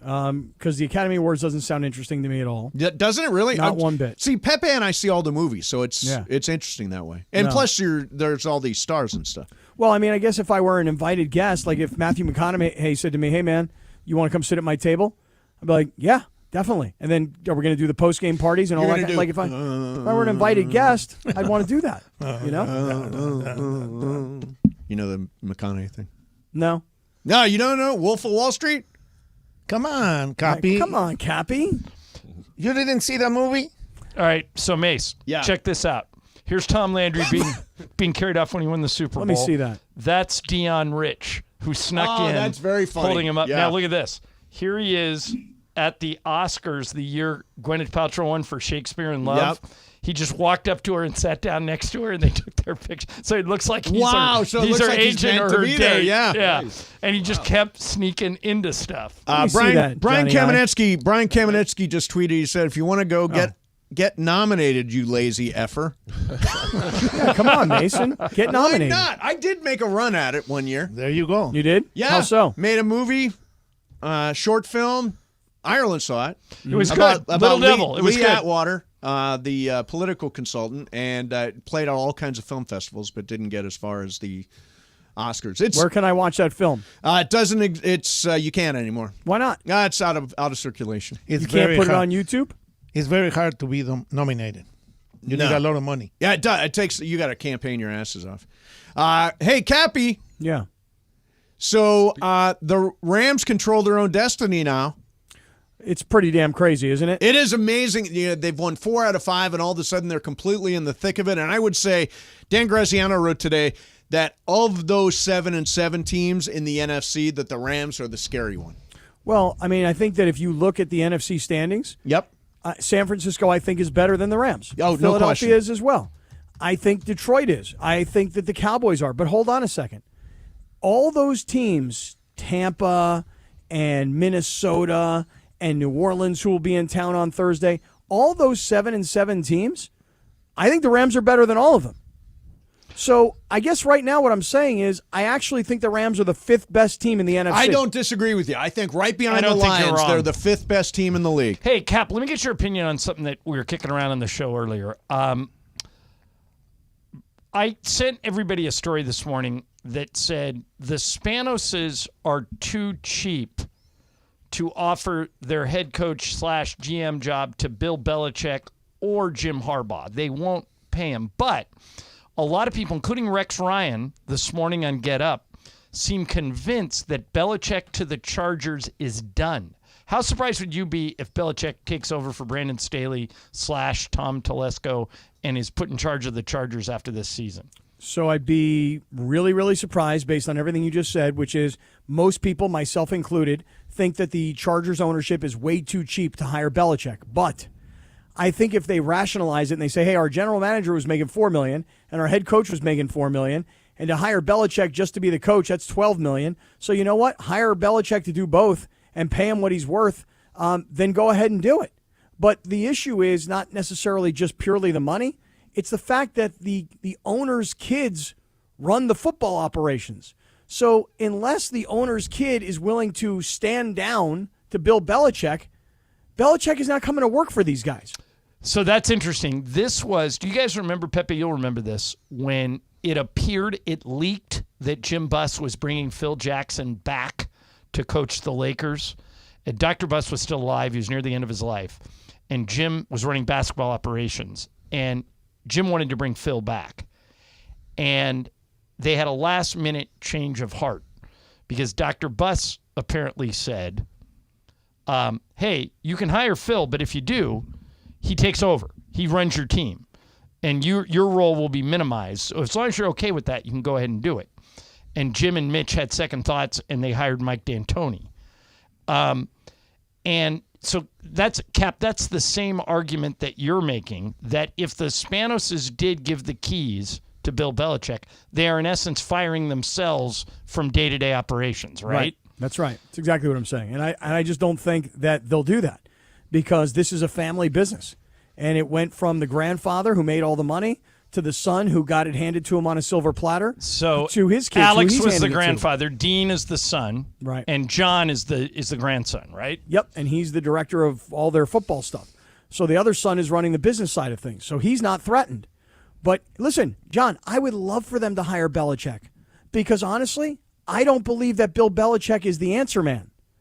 I don't either, by the way. I would rather have Harbaugh than Belichick if I had a choice. Oh, me too, all day. I'd rather have Harbaugh. But if you're going to hire Belichick because you think that the Patriot way is going to, take over your franchise, I feel like Josh McDaniels kind of knew the Patriot way, and he had the general manager that knew the Patriot way, and he had the offensive coordinator that knew it, and it imploded on them in Las Vegas. So why would Bill Belichick, who hasn't won since Tom Brady left, what's he going to do? Walk through the room and everybody go, okay, whatever you say, coach. Yeah, it would be a really weird. Mace, back to this Deion Rich thing. This is unbelievable. So let me see what you got. The 94 Democratic National Convention. Okay. He had no credentials, no ticket. Look. Where's he at? Who's he next to? With face to face with Bill Clinton, who is the Democratic nominee. This guy. I would have loved to see Cappy go toe to toe with this guy to see if he could sneak in. He was the guy that started it all. Did you ever meet him in your San Diego days? Yeah, of course. Yeah. I actually started kind of sneaking into things when I was about 12 years old.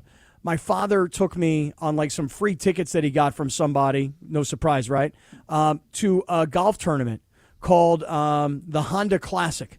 And down in Florida, right? Yeah, Jack Nicklaus was my favorite golfer. So my dad is like, I'm like, Dad, there's Jack Nicklaus. He's like, where are you going? I go, I got to go talk to him. And I literally, as a 12-year-old kid, just went under the ropes. And as Pepe says, I mean, security was a lot different back then. I went under the ropes, and I walked from whatever it was, like the 9th green to the 10th tee box.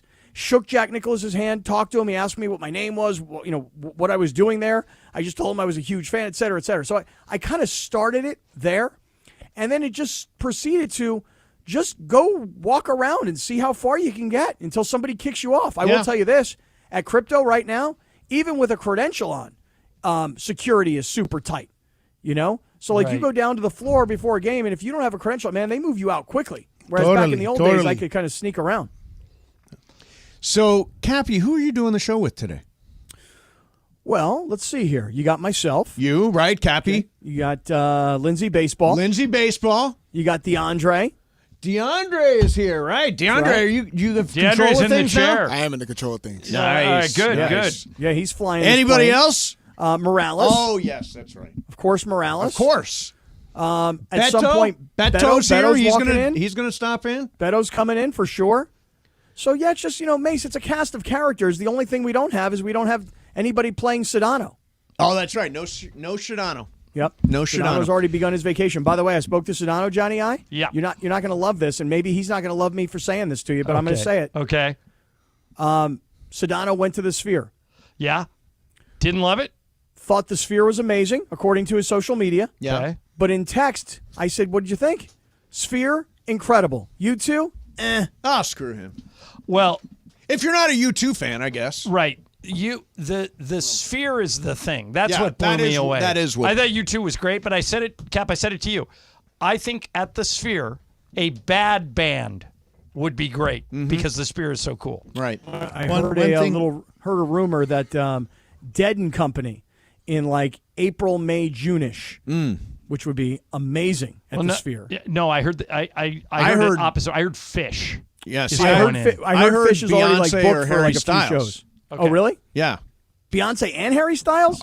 Separate. They're both negotiating with both of those Fish people. is booked. Fish. Yeah, By the that's way, what I heard Fish also. Fish is booked. got a gigantic following. And I got a really big By the way, tip. tonight I hit that by accident. This is Cappy. Are you going to successfully warm everybody up, excite everybody for the banner unveiling at Banner crypto.com? night! It's banner night.